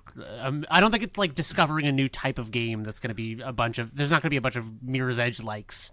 Yeah, yet. feels a little novelty to me as well. Yeah. Let's I don't see. know. Like, to me, I would put this like Oh, you know what? It does have Metroid the gun Prime sections. territory. Oh, Yeah, wow. put it pretty That's low. what I was thinking too. Yeah, What do you guys think, Frank? I it's feel like better is than the one City of Heroes, right? I think maybe below or above Crash Bandicoot. I would put it above Darksiders, but below Vampire Survivors. So it's in between. I think it's in between Metroid Prime and Vampire Survivors. Like, I defend it in that spot. in between Metroid Prime and Vampire Survivors. Yeah, so Metroid somewhere in Prime there. Oh, is there, and Vampire Me- Survivors is there. Okay, Yeah. sorry. Oh, sorry, I've shared the wrong screen now as well. that's all good. We've run into technical problems here. We've recorded so much that our software is simply not happy about it. Here you go. Okay, in between Metroid Prime and Vampire Survivors, yeah, in there somewhere. Yeah. Yeah, I could see it going like under the Talos principle, or maybe above it or something. What do you think, Jeremy? I think that feels fair. I feel like FTL is probably better than Mirror's Edge, but Yeah. they're both games that I feel like not incredibly strong about either. Just kind of my knee-jerk reaction. I think if we want to Jesse, put where it there, feels put safe? it below Yeah. FTL, but above Darksiders. Darksiders. Okay. That's Yeah. a good spot. Theme Park. I'm the only one that's played this. Theme Park is a great little game. Bullfrog made it. The folks who made the Theme Hospital afterwards and all that sort of stuff. It was very influential. Started a whole subgenre of different games. I don't know if in the year of our Lord 2022, this is like the game people want to go back and play. Like, I think it's very telling. People were more interested in playing Theme Hospital, and Theme Park is so basic now. When you go to play like theme, like park making games, Theme Park feels so quaint and small. So I don't know. I would probably put it like above RuneScape, above like in this kind of area here. Yeah, like I don't know. X-Men versus Street Fighter is always the one I don't know anything about, so I can't really speak to it. So I don't know. In between Jedi Knight and that or something. What do you think? that feels fair. It's like a very beloved game, but I think it's like kind of limited. Yeah. Right. And that's a good way of like even describing Bully or just something where it's like it's neat, but if you Yeah. actually play it, it kind of the novelty wears off. Right. Yeah, it's not as good as you remember, maybe, or it just doesn't hold up as well. Okay, speaking of, geez Louise, where's Death Stranding going? Death Stranding, the most high budget bad idea Yeah. I've ever played. Oh man, never doing a Kojima doc. That's never happened. Yeah. Banned. I like Death Stranding more than Metroid Prime. I made it a lot farther. But I think I like Crash Bandicoot. It's simpler, so I think it's in between Crash Bandicoot and Metroid Prime. Like, I admire how weird it is, even though I couldn't bother to beat it. I still like. I mean, I think its opening is so. It's just such a weird game, and I do it. I completed it, and it's very. I've no desire to play it again. It is absolute, just like chore work, just walking around, which I think is very cool as an experience for a game. It's kind of like going on like a pilgrimage or something, where like I'm glad to have done it, but I do not want to do it again because I wouldn't get anything out of it the second time. So I think it's like powerful and interesting, but I don't know if it's like fun or good. And the story is completely fucking stupid. Like when she says like, I'm your Princess Beach or whatever, and it's like What? a Princess Peach and Beach reference because of all What? the Is that a oh, real that's line? amazing. Oh, it's a real line that a human said. That game is just it's so bad it's good kind of terror. It has such a crazy budget. Like this Yeah. game on a low budget would be dog shit. But the fact that it has Norman Reedus, who's like drinking Monster Energy drinks and I advertising was his just real gonna world say, biker yeah. show, and also you throw like grenades made of piss at ghosts. It's fucking bizarre. Like everyone should play this game, but I think when I did a review for my YouTube channel, I said it was kind of like a Lars von Trier movie, where like I don't know if I could like I don't think it's fun, and I don't really believe in what the author is doing. I don't really think I think they're like interesting, but I don't think they're a genius. I just think they're weird, and they've somehow convinced people to like back their weird ideas, and I'm glad they exist, but like the novelty is half the fucking reason those games are cool, so I don't know. Yeah. I don't know. Above Pathologic 2 probably feels right for me or something. I think it is. It's Yeah. interesting and weird. Maybe below. I don't know. I can't fucking tell. Someone else. No, that's fair. Tell me. Plop it I there. think- Plop it above Pathologic. Why not? Oh, I was gonna say below Mirror's Edge, but Yeah, from the sound, that's above Pathologic 2 sounds way higher than Yeah. how you're selling it. in No, your Oh, description. really? It has Die Yeah, Hard yeah. Man in it. How would you? It's yeah. See, the more that's the problem is that the more I talk about it, the more I'm like, oh fuck, that was actually all right. I feel like you just convinced yourself it's good. I did. I did. Yeah. God, that lady with the. It's all so fucking stupid and weird. Mm-hmm. Yeah. Yeah. I mean, also Maybe- the run of cameos and all the cyber decks like Junji Ito, Conan O'Brien, Del Toro, Conan Edgar O'Brien's Wright. so strange. How Conan many O'Brien's games have in it. Jeff Keighley in them? Come on. Yeah, And- yeah. Oh my god. All right, can we put it above Pathologic 2 and never talk about it again? Yeah. Okay, Let's thank drop Wow, it. Let's hell memory hole that. you. Okay, so most of the games we got were single serving. We did not get many duplicates, but we probably, and this is probably because we did a spoiler cast about this, did the DLC for this game, but we got easily 30 different people asking us to put Outer Wilds on this list. So Outer Wilds, where is it going? I'm assuming somewhere near the top. Yeah, that's like Very a top high. 10 easily. Yeah. Where though? I mean, for me, that might be between Warcraft 3 and Brood War or something. It's like one of the best games I've ever played. Yeah, easily. Anyone else I would got some put it. feelings? I would put it right. Yeah, I like Nier way and like even Jet Set. I would put it between Nier and Jet Set Radio Future because yeah, that's so I don't hold it as high reverence, but I do still really like it. But You know what? You're right. I do like Nier Automata more than Yeah. Outer Wilds, but I do also acknowledge how important that game is. And again, like it's just a game of how many people like this and how much do I like it. it's Yeah. also both games also have multiple endings. Like That is that's- true. They're both cyclical and it's like storytelling. Like I think they're both pretty strong and unique. I'm also someone I like combat games, so like if you had Fair a enough. gun in Outer Wilds, oh man, but no guns, I don't know. And I do think it is better than Obra Dinn, just in terms of elevating the like that narrative adventure type of game. I think for me it's number 4. So I'm probably on the higher end of the spectrum. For Jeremy, it sounds like it's probably around number 9 or something. For Jesse, you said it was, I'd put it below Battlefield 2 personally. and Nier, you said you liked more than, Yeah, but I can Um, acknowledge the importance. So and then Frank not so much. Yeah, see that's the thing. I don't know if it like has much weight like within like import within like I don't know if it's super influential or anything like that.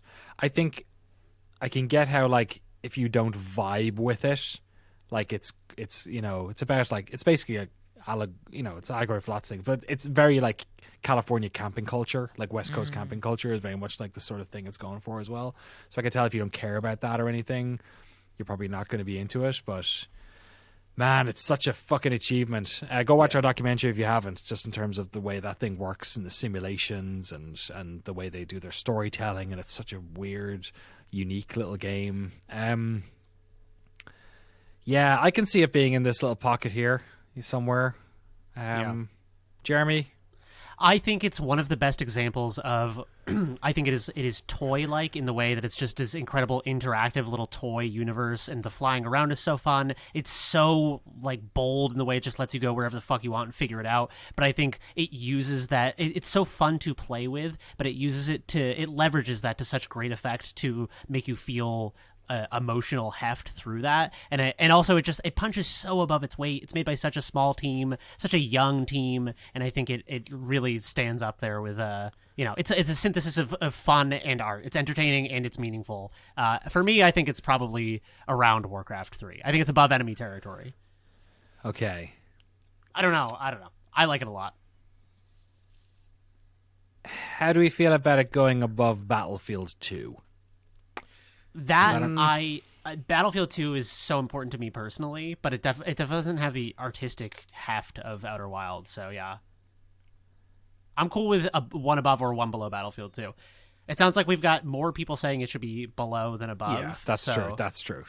I feel like you're I'm pushing close to dragging it up. Baldur's Gate. Like that's Yeah. Fallout New Vegas is only one more above that. So that's Yeah. Above Brood War? Keep comfortable Warcraft with that. and StarCraft? Okay, cool. I can deal with that. I think that's a diplomatic Yeah. spot for it. BioShock. Oh, Number wow. one, baby. Number one. This is another one where I feel like we're going to have strong feelings on it. I think this game is terrific. I think it's difficult maybe to play it now so much. Yeah. It's not, it's kind of aged a little bit as well. In a way that some of these top ones maybe are still kind of fresh. Yeah. But obviously really influential, very much in the sort of same way Oblivion was a little bit with first-person shooter with RPG stuff. I feel like this kind of cracked that open again. It's got Ken Levine in it. It was from that Looking Glass early days, obviously. Any strong feelings about where this should be? Frank, I heard you there. Yeah, I was trying to think. It's like, I feel like it's near Outer Wilds, where it's like, it is so good. Yeah, it's a little stale these days, but I'm trying to remember, like, the momentum I had when playing that game doesn't happen often, where it's like the last, like, I don't know, like 8 hours of the game. It's like, oh, well, I'm staying up until I beat. Like, it's so it's so good. It's so good. And I love the vibe of the aesthetic of it. Oh, it's so cool. Like, I think I played it again when they had I had played it for some doc we did too. It's really good. I really like it. I think it's I would put it I'd put it right above Outer Wilds maybe. Okay. Yeah. Jesse? Yeah, I don't disagree with that range. I would maybe put, because here's the thing, BioShock 1 is not the best BioShock to play. It does have like the most surprising story moments, I think. BioShock 2 is still the best to play of all of the BioShock games. Sorry, I think BioShock Infinite fans. is, but I can hear that people... I am not doing that Skyhook crap anymore. I'm not doing it. But you know what? It also has Minerva's Den on BioShock 2, which is maybe one of the best DLC for any game I've ever I played. think Minerva's Den is the best part of BioShock 2 for sure. Yeah, but also I hear what you're saying, and I know a lot of people love BioShock 2. So if BioShock 1 played like BioShock 2, there wouldn't even be a question for me there. Having a plasmid and your wrench or whatever in one hand, your drill, that's great. Why did they not do that for the first one? Technical limitations, probably. But so yeah, I'm cool putting it one below Outer Wilds. That's where I'd put it personally. Jeremy, what do you think? I like BioShock a lot. I liked it at the time a lot. I think that Outer Wilds has a more meaningful kind of thematic ethos behind it. BioShock feels a little nihilistic, but that's kind of what it's going for. So I can't really dock it points for having a more nihilistic worldview. I think, I don't know, it's also grander in scope. It came way before Outer Wilds. It's, I like it a lot. I feel like people rag on it now because of Infinite, and people are kind of like, on Infinite and stuff. I don't know. I think it's right around Outer Wilds. I'll leave it up to diplomatic decision making here. I would put it above Enemy Territory, but maybe under the Blizzard strategy games. I think that's fair. What do you guys think of that? Yeah, I don't know. I have feel any like those opinion on games are a those, bit. so. Yeah, because I'm with you. I think it has a little bit of first game itis going on. Yeah. Where it was kind of stumbled a little bit, drags a little bit in spots, maybe isn't as fresh these days. But it's obviously very influential at the time. Yeah. I feel like putting it above Warcraft and StarCraft feels crazy to me. That's what I'm thinking. Yeah. Whereas it kind of feels like it's above, like Wolfenstein and Rock Band anyway. I don't hate that. I feel like Nier we're going to come back to. It feels like it maybe is in the wrong spot. Nier's in the perfect spot. We gotta move here. G Police. Never played it. What is that? It's a fantastic game. It's a PlayStation 1 game. It's like Gravity Police, I think is what it stands for. It's Psygnosis, so the folks who made Psygnosis, who did like loads of early Amiga games. They ended up doing or PlayStation games as well. Lemmings, Wipeout, Destruction Derby, Overboard, or I think it was called Shipwreckers over here. It's a very good game, but I'm not gonna go to bat for it. I don't think it's amazing or anything. I think it probably goes here or somewhere underneath Primal, between Gomon and it's kind of in here somewhere. Is that alright if it goes in 82? Drop it in there. It's a good game. Blanket. It's a really good game. Really cool, skillful, but I'm not sure if it has the lasting power. The Witness. I love The Witness. I really love The Witness a lot. We did a documentary on The Witness. I think it's fucking brilliant. What do you guys think about The Witness? We're in the last 10 almost. Yeah. I mean, Witness it's obviously incredibly well designed. It does a lot with a little, and it's incredibly surprising. One of those games that subverts your expectation and then is like, look how crazy this is, like Inscription does. I mean, it's fantastic. What do you, Jesse and Frank? Have you guys played much of this? First handful of hours I jumped into it. The puzzles are really surprising, and there's this like degree of, oh, are you kidding me? When you're playing the game, like 10 minutes into it or 20 minutes into trying to solve a puzzle, you can't figure it out. 4 hours later, you find the solution, and you're like, what? I have to go all the way back there and figure out what's going on, which is a fun revelation. And I think it's there's not a whole lot of games that have puzzles that felt that good to solve. At the same time, I don't know where I'd put it, because there's a lot of games here I'd rather play than The Witness again. Yeah. It's the thing. I feel like I would put it like spiritually it deserves to be above Doom 3. Yeah. And maybe above Prey Moon Crash. But I'm not sure if I put it much higher than that. Agreed. Yeah. I think one above Prey Moon Crash is pretty fair. Okay, let's do that. Let's stick it in there. Deep Rock Galactic, a game that looks like all of us have played a little bit of. This game's fun. I'm not sure how much influence it has or how it'll play on all these big games. What do you guys think? I think it is very fun. I think the first 2 to 3 hours you play this game, you're like, holy shit, this is incredible. And I think it's kind of a little shallow. I don't think the progression was very interesting to me. I think the procedurally generated worlds make for kind of interesting scenarios, but not the same impact as kind of a hand-tailored world. To me, this is kind of like somewhere in orange tier, somewhere in the middle. Yeah.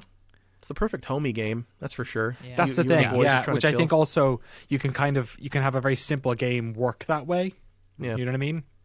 Like Vermintide, I feel like is a bit stronger than this. I'm not sure if I can talk about anything else that is coming from those people, but you know what I mean? I think Deep Rock Galactic sort of like exists a bit lower than those games to me. But like you said, it's a good buddy game. Yeah. Yeah. It's better than Yeah, maybe- Daisy. better You than said better Daisy? than Daisy? Yeah, Where's I mean, Daisy again? Daisy's pretty where's- high, is it? Yeah, where did Daisy's 43. Daisy's 43. Yeah. yeah. I don't know. Is it? I don't know Oh, if it's wait, better there's than a lot of Daisy. stuff below that I think is better than Daisy. That should Yeah, Yeah. we'll We get should to move that. Okay, I think Deep Rock Galactic for me is probably around Snowboard Kids, if I'm being honest. I think it's Snowboard Kids. really good, but I think my opinion of it changed very rapidly Yeah. once I felt like I saw the whole shape of it so quickly that there wasn't a lot left for me. The progression was largely cosmetic to me, it felt like. I also played earlier, maybe that has changed a lot. You know what? You're totally right, because I was just going to say it's definitely better than Messiah. so Okay. so I think that might be the spot. Okay. Above Messiah, I think above let's put it above MDK. Yeah. So is it underneath Snowboard Kids? Snowboard Kids Yeah, is way more that's fun, fine. and also a good like homie game. Yeah, they're both homie games. You're I right. feel like You're right. They're good. They're Yeah. in the same space. Of I solid like this new multiplayer classification. Games. homie, homie games. Yeah. SimCity 2000. Me and Jeremy ever listed down for playing it. I think SimCity 2000 goes like, it's got to go. It's somewhere here. It's like somewhere in the bottom of the top third. I don't know where, but it is probably the best SimCity game, and it's just like the pinnacle of the genre. At least definitely the 2D ones. Like, I don't know. Maybe it goes. Yeah, it's kind of like, I know there's a hole right there, and I don't want to just put it in the hole, but like that's not a bad hole. 15. That's where I'm eyeing too. Yeah, I mean, this game was brilliant. Also, for the time, this was the 90s. This was kind of like the peak of sim games. This came around like within a couple years of The Sims and stuff, and it feels Yeah. like it's about as important as that. Yeah. It's definitely where's City Skylines is down here. Yeah, I feel like it's not classic like games like Brood War or presumably Baldur's Gate, because obviously it's like it does have old world kind of gaminess to it, I think, in a way that like some of these kind of ones do as well a little bit, like Planescape and Cannon Fodder and stuff. I feel like there's a lot of passion for Nier. I also feel like Nier is maybe in the wrong spot here. We'll probably get to that. I'm going to bold Nier because I feel like that's one we're going to have a conversation about. I would probably put it above Rock Band, but maybe not Nier. How do we feel about Can we moving swap Nier those? above some of these? Yeah, at least Rock Band. How do you feel about that? Yeah. Yeah, I feel like Rock Band is a little high, but it's also Rock not my Band's type of definitely a game. little high. it is. Yeah, I think How Super about- Meat Boy is better than Rock Band in my opinion. easily. Well, okay, should we Let- move Rock Band? You're right, actually. Does Rock Band... Man. tell me when to stop. I'll keep going in. Slatus Bar, XCOM, Edith Finch, Oh, Spelunky 2. Oh, fuck, Rock Band. Oh, Fucking boy. Rock Band's going, it's like Bitcoin. Yeah. Moon Crash. Was Rock Band here? I would I say think Better than It's Doom high. 3. yeah, I would catch dang Yeah. because Sonic Adventure 2 is cooler than Rock Band 2. Damn. I disagree, but I get where you're coming from. Yeah. Rock Band 2, underneath Yeah. Planescape, The Witness. Keep just putting it in the holes that I find there. SimCity 2000, underneath Nier Automata in 14th. that feels good for now, at least. Okay, we'll do that. All right. Next up, Horizon Zero Dawn, the first of the Horizon games. I would like to put this. I think a good spot for this would be underneath Moon Crash, Yeah. between that and The Witness. That feels fair. Yes, that's Is that good. right? Yeah. Okay. Go watch our documentary. Binding of Isaac is next. Is it better than Super Meat Boy? Oh, Man. I think so. Yeah. Yeah. Isaac is incredible. Isaac is one of the best roguelikes. It was one of the games that was pivotal to like reigniting the love of roguelikes for that era. It's so fun. And you can get such broken builds, which is like it's not perfectly balanced or optimized for like every run being fair. It's sometimes you just get a crazy run, and that's part of the fun. It's so good. Is it better than Jet Set Radio Future? I haven't played Jet Set Radio Future. I would. unfortunately. I hate putting it in these little holes, but I'm also like they kind of happen because of Yeah. influence and stuff. I don't know. I feel like it's such an influential game. I think it's probably higher than Jet Set, but I would wow. struggle to put it. Frank, above you these agree? ones. Disagree? No, Frank, I what do you think think? Jet Set's way above. Like I think Really? I think Jet Set's above Binding of Isaac. But like Damn. I feel like Super Meat Boy and Jet Set, it's like I feel like they're two halves like of just that era of indie. I mean, also I love. I mean, I'm a hardcore Jet Set fanboy, so yeah, How about we put Isaac just above Meat Yeah. Boy? Like Cool. like we have all these little yeah. dupe, conjoined twins or whatever Mm-hmm. here. Look at these; they're like all over the spot. So maybe that. Okay, let's do that for now. Control. We're down to our last Wow. 7, I think. Control. Jeez, that's a I good like game. Control. I don't think it's that amazing. I think it's a really No. solid, interesting game, but I don't think it's kind of like a lot of Remedy's games where I think they're really good, but they're never brilliant. Ooh, you if know where that I'd makes put sense. it? Like, I'm Mirror's always Edge and glad to play it. Darksiders. That Right, like sounds in that very area? right to me. Because that's Right where I in put there Alan somewhere. Wake, and I think Control is better than Alan Wake, but not by a whole lot. Okay. Yeah, I would agree. Yeah. Above or below Darksiders, Jesse? Above. Okay. Yeah. Yes. I would It's at least agree more with that. original than Darksiders. Yeah. Okay, nice. The Stanley Parable. Oh man, That's Yeah. a good video game. I It's a think good video game. Oh. Yeah, but Man. how good is it? My brain is like Edith Finch, like in terms of what it's doing yeah. and the spot and everything, but I don't know. I That's yeah. Part of me wants to say it's below Return of Obra Dinn, but above Edith Finch. Like even just looking at that style of game, like I love it, but I Yeah. think Obra Dinn just is so far and even weirder that I like Obra Dinn more. So, man, I would put even Stanley Parable, above XCOM, and I think that's the spot. I haven't touched Slay the Spire, but like, I think it rides above XCOM. What do Edith Finch fans think? Because I feel like the chances are you've also played Stanley Parable. exactly, yeah. Like So they're which- both which is doing better, do you things think? in different directions. Like Edith Finch has really cool vignettes that are like specific things that you play through. And then I don't know what Stanley Parable is doing. I don't know how you describe it, but what it's doing is amazing. I don't know. I was It's also gonna novel, and I think it was novel at the time, and I do think I'm not sure if we're also taking into account the sort of new version of it or whatever. Yeah, super deluxe. But that also does a good job of, like, I feel like I'm more inclined to put it higher having played that than OG Stanley Parable, which feels a little bit, kind of video games are having their early 20s phase or something. You know what I mean? Like, Yeah. aren't we interesting? Even though it is very funny and very interesting.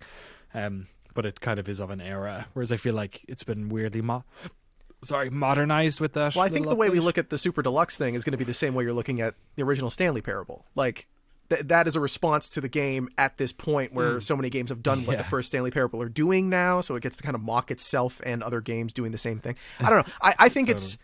I personally, I don't think it's better than Edith Finch. Okay. But Fair enough. influence, maybe it should be above it. I kind of feel like it sits comfortably below Spelunky, above Sonic. Yeah. I think Stanley Parable is brilliant, but I think Spelunky brings so much just pure video gaminess. It's like that's what video games are about, you know? That's true. Okay. I'd be okay with that. Under that's good. above Sonic Adventure 2, underneath Spelunky. Yeah. That's God, so this is weird. such a stupid list. Yeah, Okay, so we're down, funny. we're down to the last 6. Let's try and get these done quick. Kane and Lynch 2. Fucking rad. Kane and Lynch 2, man. This is a good-ass, fun video game. I think I mostly like it because of the aesthetic, because of the VHS style aesthetic of the game. I don't think it's amazing. I would put it right here, actually. 71, above Mafia 2. No. Oh, wow. I'd put it No, higher. I wouldn't. You would? I would put it It's not that maybe good. It's below- a very maybe- basic shooter. maybe below Bully. I just like for its time how crude it is. Like it is like 70s neo noir. Like that they're saying fuck and it's constantly like so grimy and sludgy. And it's only like 7 hours and I had a good time the whole way through. So but I feel like Bully's It's here meatier. somewhere, though, right? Yeah, I think it's above Mafia 2. I would put above Rainbow Six 3. Yeah, it's like- it's just- Here's the too. question, though. Does it lose points for getting Jeff Grossman fired or gain That points was the for starting a first giant bomb? Oh, that was the first That Kane was and the Lynch. first one. Yeah, Okay, so never this, mind. that's Does it lose points for being the sequel to the game that got Jeff Grossman fired? Yes. Yeah, And it Is it better than Dark interactive. Forces? How about right there in the middle? Yeah, sure. That sounds good. Okay, why not? Time Splitters, Future Perfect. Ooh. Man, People love this game, man. it's a good game. Yeah. It's So- fun. This is a game I played a lot at friends' houses at sleepovers and stuff. Yeah. I never played through the whole campaign, but it was very innovative is the wrong word. Very like creative. It just oozed creativity and weirdness. Isn't it? I feel like you could play as like a little monkey in this Yeah. one or something. Yeah, Had a it was level weird. designer, which was like very deep and got Oh, a lot cool. of people, Oh, I think, yeah. to learn Oh, how yeah. to make levels in video games. But I don't know. I think it's like a better GoldenEye, but not in terms of influence, in terms of like it being a more fun game to play. Yeah, is this around Jedi Knight 2 in the low like 60s? Yeah. Yeah, it feels like it. Okay. Where do we think? We just put it here for now? Yeah, put I it in think the below, blankies. In the Yeah, middle? that's fair. Yeah. Okay, so it's at the bottom of the middle at the moment, folks. It's above Jedi Knight. Sorry, it's above Bully, underneath Jedi Knight 2, and 64th. We can start saying the numbers now because we're actually 4 away from the end. Darkwood. I started playing Darkwood about 2 weeks ago because I saw somebody tweeting about playing it. I forget who it was. I think it might have been. It wasn't David Szymanski. It was someone Dylan else. Rogers. It might have been Dylan Rogers, actually. Yeah. It's very weird. It's a top-down survival horror game. It's kind of like the perspective of Hotline Miami, but like very like PC roleplay game in terms of its detail of what you're doing. That's cool. Yeah, it's really weird. It's been around and in development forever. Like I think it was kickstarted in the early 2010s or something, or maybe not kickstarted, but I was on early access in 2014. Wow. And it eventually kind of came out on PC in 2017 and into consoles in 2019.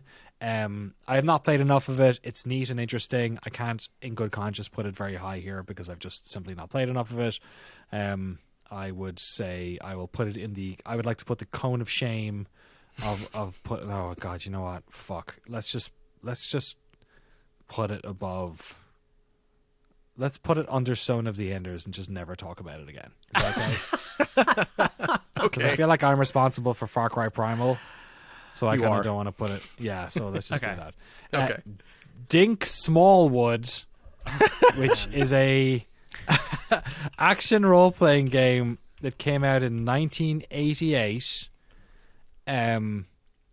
which I believe was mostly sent around via freeware. I think it was made somewhere like Sweden. Apparently it's funny. There's no way we could list this very high because none of us have played it and it's very weird. I just posted a picture of Yeah. the cover in the chat here on Riverside. You need to look at this Yes, cover. Look at this man's cover face. to this. Oh is- my god. Wow. That's So this Okay, is better I just- than Spike McFang based on this face alone. Wow. No way. No Spike way, McFang brother. is quite high on this list. Okay, Spike McFang might be a little inflated. It's like Okay. Tesla stock. It's got to plummet at some point. Here's the question: is Dink Smallwood better than Mutation of Johnny Burger? Oh, almost certainly. Yeah. Is it better think than it's- Rain World? I feel like man. Rain World's getting fucking That shafted. game's got to be better than most of the things we have it below. How about man. under? It's under Rain World because Rain World is good and Yeah. in the wrong spot, but below Shadowrun. I But feel like above if we put Dink Smallwood above Rain World, I feel like someone will come and kill us. Yeah, I feel maybe a Swedish knight will protect us from that person. That is true. I don't know. We've only 2 left, so that means Dink Smallwood's in 95. Into the Breach. That game rips. Where's FTL again? Yeah, Because I think it's we all like right agree. there. 47. 47. Okay, so we're it's better than that, right? Yeah. Yes. Yeah. 100%. So right now we have a gap at 34. So where is Into the Breach in relation to the games around 34? Into the Breach, to me, is like a Spelunky, where it is a small, incredibly well-designed game that does what it needs to do so well with so little, punches so above its weight, and it's like, it took them 2 years just to find the fucking core loop for this game. It is incredibly designed, like, just game design is incredible. It could be a board game, and it would still be just as fun. You know what? I'd put it with Slay the Spire, honestly. Yeah. I think that, like, It's around, it's Where's similar. that, 21? yeah. I think I'd put it above Yeah. Slay the Spire, actually. Me Like, too. maybe just one I above could. it. Yeah. Yeah, you're being very nice to me about Cannon Fodder and Sensible World Yeah, I Soccer. am being very nice to you. You're welcome. Yeah, I appreciate it. It's not been lost on me, guys. Yeah, I could. Yeah, 21 feels all right Okay. for that. Cannon It's such a Fodder good is game. it better than Cannon Fodder? Fuck. Only you know that. Yeah. Yeah, Cannon Fodder is gonna have. Cannon Fodder is such people goddamn love that video game, and not just me. Like it really is a Yeah. bit. Yeah, let's just put it in there because I feel like That's fine. Okay, it's 21st, and we have the final game. Shower with Your Dad Simulator 2015. Do you still shower with your dad? This is a fun indie game that came out in 2015, presumably. It's a small diversion of a game. I don't think it's going to get too much play.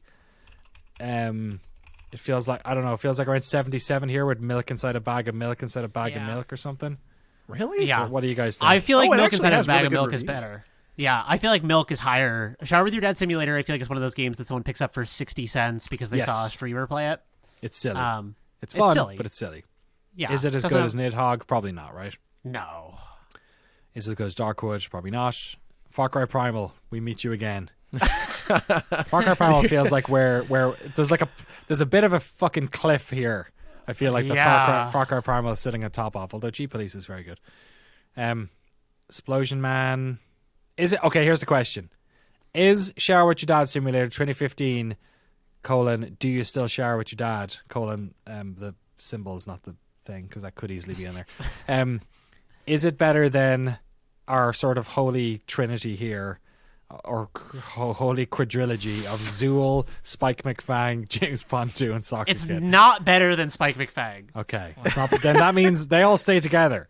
They're bros for life, man. So Jeremy, is it I better need than to make Rain a video World? on that game. Desperately. I will. Is it better than Rain? Oh man, I can't get over can't, this right? Rain World hate. This Yeah. is so bad. Rain World is, I think it's good. It's probably Rain it World has to be better ignorance. than Spike McFang. It has to be Yeah. better than Spike McFang. Like there's no way. And yet there it is in Yeah, '93. you're and, right. and yet the list has spoken, Jesse. Yeah, you're right. I'm sorry. Okay, shower. We put 94. Can we just put it in there? Yeah, just Yeah. put it there. That's 100 games. Okay. Congratulations, first of all. Clap for everyone. Great job. Took like 3 hours. I'm not sure if this whole podcast recorded, but we'll see. Let's go through the list, and I will just leave it open that you can say something if you want. You can say something, and we'll say that's out of position, and I'll just mark it in bold, and we'll come back to it. Okay. Okay.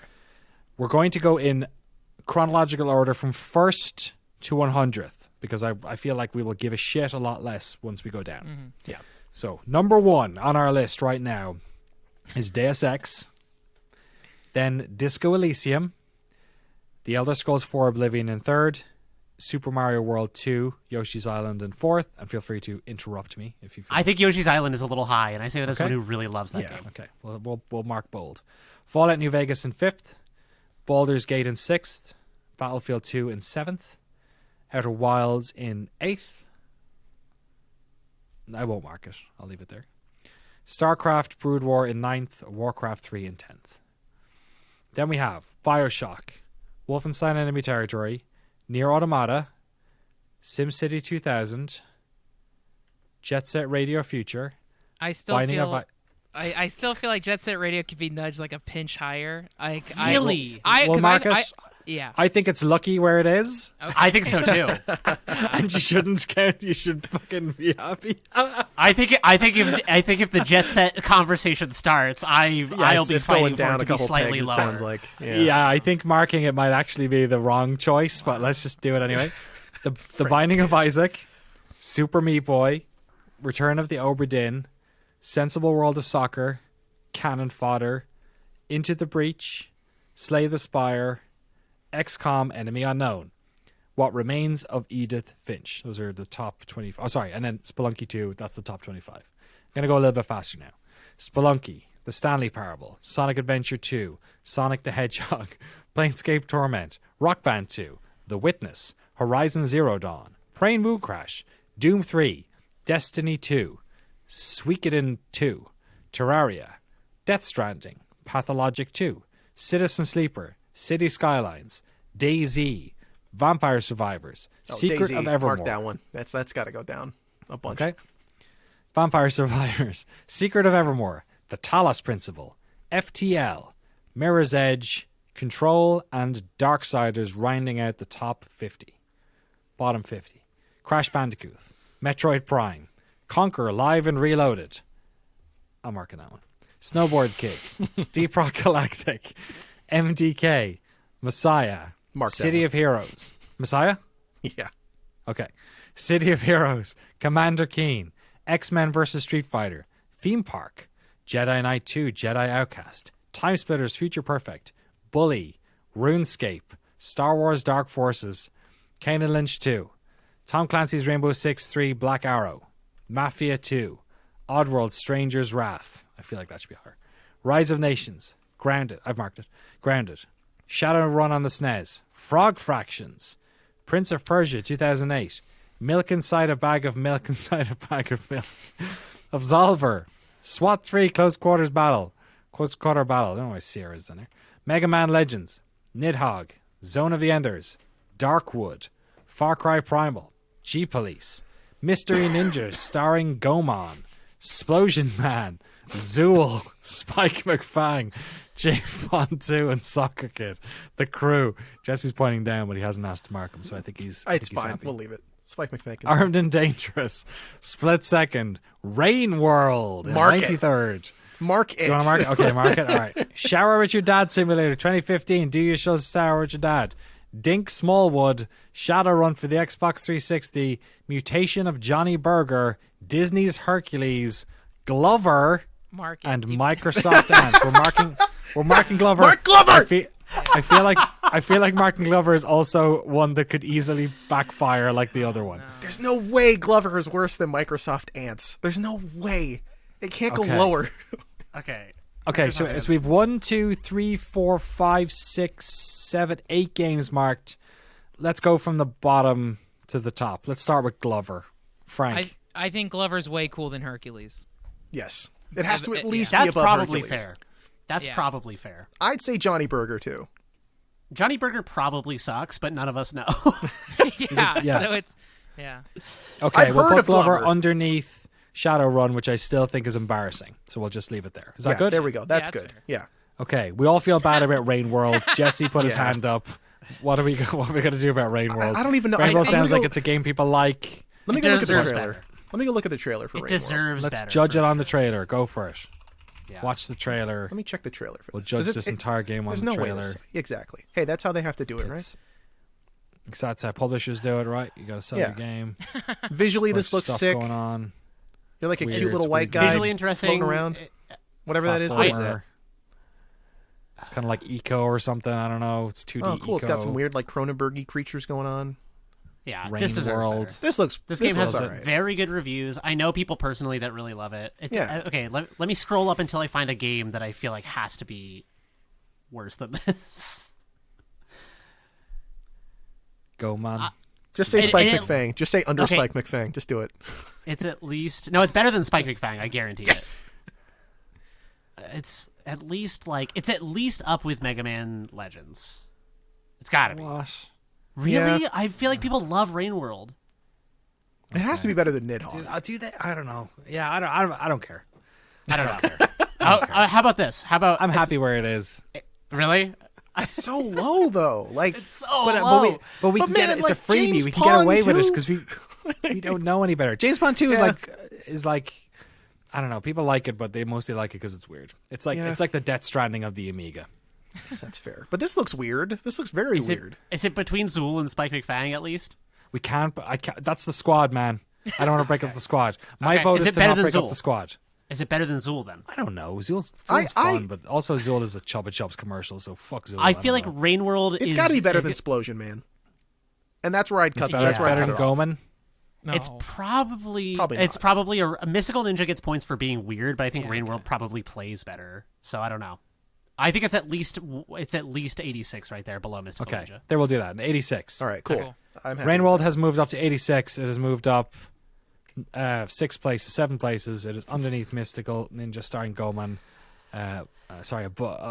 Underneath that and above Splosion Man and the squad, which is underneath that directly. Oddworld Stranger's Wrath. I'm going to renege, pull back my nomination of that. I simply don't know enough about the game to be able to say either way. I know people really like it, but there you go. Messiah. Who wants Messiah changed? Was it Jesse? Me, yeah. Okay. Why do you want Messiah out of there? Well, because don't we have it positioned so it's higher than X-Men versus Street Fighter, which is like influence-wise. You like when's Marvel, baby? Come on. There's Yeah. no funny Messiah quotes.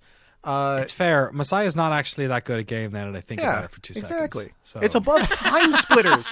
We have it above Time Splitters Future. Like what? Theme Park. Oh, You like true, Theme dude. Park, and Messiah's above Theme do. Park. I gotta I feel move like MDK though as well if we do that. Dude, it's above I feel like Commander Keen.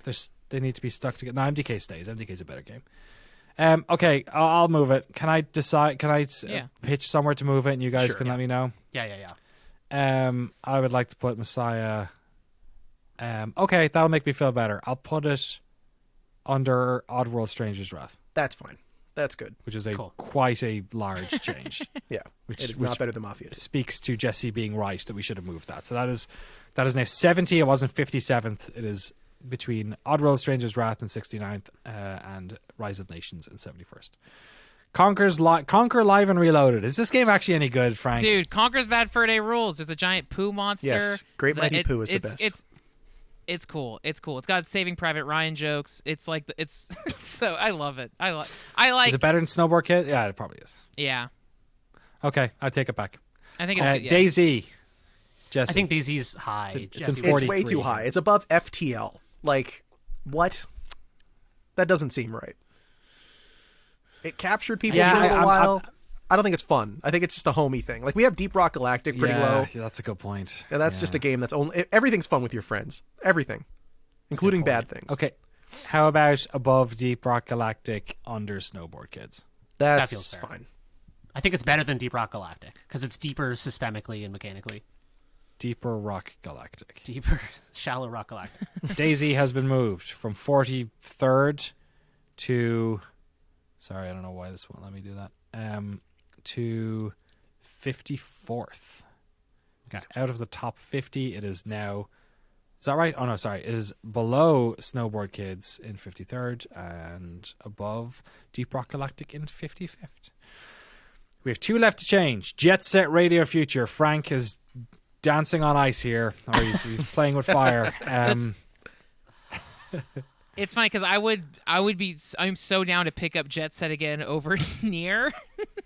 But like, Damn. it's just such a cool game, dude. I think Jet Set is cooler than Nier. Take a listen to the soundtrack real quick. They're like interchangeable. I like. I don't know. Nier is good, but I've completed it. I don't think I'll ever revisit it. Whereas Jet Set Radio Future, every few years I just Ooh. pick up and it's so cool. Yeah. the Oh, this is soundtrack Naganuma. Yeah. I do think some games can be very good without being replayable, though. Sure, like yeah. Citizen, Yeah. Citizen Sleeper is a game I'll never replay, but I'm so glad I played it. And the reason I won't replay it isn't because it's not fun. It's just because I've had that experience, and I feel like It's like Death some Stranding. some games you have your time with them, and then you move on from them. Not because they're not fun, but just because they're not replayable. Yeah. Yeah. I don't know. Outer Wilds you'll never play again, and that's way higher than... Yeah. Yeah, because you could solve it could beat the replayed game it, in 20 actually. minutes. Oh yeah, for okay. sure. Yeah. I mean, I think it could be fun to play with again, but it's not the same experience or whatever. So where's Jet Set Radio Future going to go? I'll give Frank one spot up. I will put it above SimCity 2000. That's what I'd say. That's such a That's what good I'd say. game. That's all I'll give Frank. 2000. I All right, can't. that's good where it is then. Yeah. Yeah, okay. We'll leave where it is. Yeah. Yeah, Oh, you're I lucky. think that's a Okay. diplomatic compromise. I could've gone down. But it could have gone down. Frank is sharpening his knife under the table to kill us all. All right, our last change, and the only one in the top 10 to change maybe is Super Mario World 2 Yoshi's Island. Just to talk about who's around us, we've Deus Ex in first, Disco Elysium second, Oblivion in third, It's in fourth, and then underneath it is New Vegas, Baldur's Gate, and Battlefield 2. It's too high, but I don't know how far down it goes. I don't know. Is it man. better than Battlefield 2? Yeah, right. It's one of those games where because I played it as a child, it has sort of an inflated importance. But I think, oh my god, I don't know. It's not like it's brilliant and it's very fun and it's very clever. But is it that innovative? Is the story that Was it impactful? influential? Because that's the only thing that I'd be happy for it to be out of the top 10 because I've never played it, so I have no influence either way here. But like, how important is it in terms of like outside of like it was good when you played it when you were a kid? Because like I don't have like cannon fodder and sensible World of Soccer up this high, but this feels like it might occupy a similar kind of thing.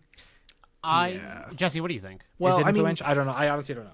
yeah, I'm probably, I don't have the affinity towards it that Frank and Jeremy seem to, but I do think Yoshi's Island is pretty good. The art style is very unique. There's not a lot of games on the SNES that look like that, and there weren't many games that look like that for a long while. The gameplay is cool. There's a lot of neat stuff, and I know a lot of people my age have a lot of reverence for it as well.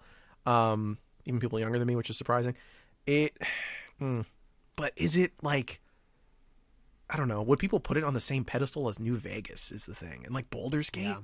I don't know. Frank, what are you man. thinking? To me, it was like the last, until like that style came back with indie games, it was like the last great 2D platformer because it was already experimenting with 3D stuff with the Super FX chip. After that, Nintendo did Mario 64, and it was forever changed. But then when Yoshi's Island was re-released on Game Boy Advance, it still held up. It was amazing. And then like I personally replayed it again like 2014. I would listen to its soundtrack while playing World of Warcraft. Like the vibes, aesthetic. I also feel like it's the only Outer Wilds is literally sunny, but like it's the only like sunny bright game on here on the top 10 where I it's was like just gonna it also say, represents Nintendo. It makes me smile. It's so colorful and dashing, although Oblivion does have beautiful green forest and stuff. But I mean, I don't have as much affinity over Fallout New Vegas, but I could see it even swapping those two spots because but I do think it's better than Battlefield 2, so I could even put it above Battlefield 2.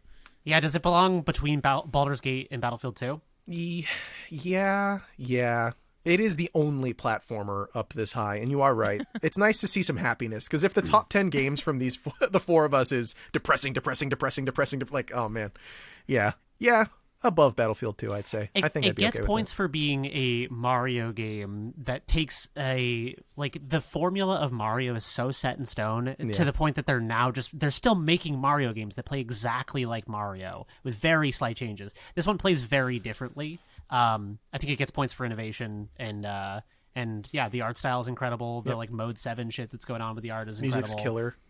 Yeah, I think it's I don't know. Putting it above Where's Baldur's it going, Gate, guys? Where's it I going? think it's maybe between That's what I'm saying, above Baldur's Battlefield, and Battlefield 2. 2. Between, yeah, exactly. I How'd think it's you the feel? number Okay. 6 slot. Have a look at it there in fourth, and now have a look at it in sixth, and tell me how you feel. That Yeah. feels better to me. Yeah. All right, we'll lock it. That's a list. Nice work, gents. We did it. We did it. I'm not going to go through all 100 again because we yeah. kind of did. Let's go through the top 20, let's say. 20th all the way to first. Cannon Fodder, Sensible World of Soccer. Thank you both. Thank you all. Return of the Oberdin, Super Meat Boy, The Binding of Isaac, Jet Set Radio Future, SimCity 2014, Nier Automata in 13th. 12th, Wolfenstein Enemy Territory. 11th, Bioshock. Top 10, Warcraft 3 and 10th. 9th is StarCraft Brood War. 8th is Outer Wilds. Sorry. Outer Wilds. Yeah. There we go. 7th, Battlefield 2. 6th, Super Mario World 2, Yoshi's Island. 5th, Baldur's Gate. 4, Fallout New Vegas. 3, The Elder Scrolls 4 Oblivion. 2, Disco Elysium. And number 1, Deus Ex. All right. Damn. That's it. That feels like a pretty good list. Yeah, it's a solid That list. was a good list. Game Weird of the one. year will not be this hard. Yeah, no. No way. Well, I don't There know. won't be 100. And as you said, Jesse, God help us when we hit episode 200 in a couple of years' time. It's going to be an even longer one. Thank you all so much. This was fun. I really enjoyed this. This is a very silly exercise. I'm so glad we got to talk about the mutation of Johnny Burger, finally. What an influential game. Shower with your That dad is. simulator. And thank you all for listening to the podcast for as many episodes as you've been listening to. If you listened to 100, then fair play. It's been a lot of fun the past year growing the podcast. Massive thanks to Jesse for coming on board and helping us out and giving us all that support and skill to make it sound and look as better than ever. I will be throwing this edit together myself, so if this one sounds a bit crappy, that's on me. Wow, we got the first phone interruption of the day. Happened My bad. 3 hours in. That's fine. That's how good we are. We managed to survive this whole time. On the site or on YouTube, the Crystal Dynamics documentary has just gone up. I'm working away on it, getting some extended interviews out soon as well. One with Megan Marie, the community manager. One with Daniel Kabuko, who is the art lead on some of the Legacy of Kain games and worked on Soul Reaver 1 as well. We are working on a bunch of videos. Jesse's working on a developer breakdown of Gloomwood, which should be coming along really good. I'm flying up to Seattle or to Washington State to do to cover the launch of Dwarf Fortress with Tarn and Zach Adams. So we'll have a documentary on that probably early 2013. We'll also have our Hyperlight developer developing episode 2 coming out next month, along with our Game of the Year podcast and plenty more. So keep your ears and eyes peeled for that. That's a podcast. We're going to go now because all of our voices are probably gone. Have a great Thanksgiving. Well, you would have had it by now if you live in America, and if you don't, then just go eat a turkey somewhere. That's basically the gist of it. Watch some sports and sit in your underpants and fart all day. I think that's the way it's supposed to go down. Thank you all so much. We'll see you next time for episode 101. See you on the other side. Bye. Goodbye.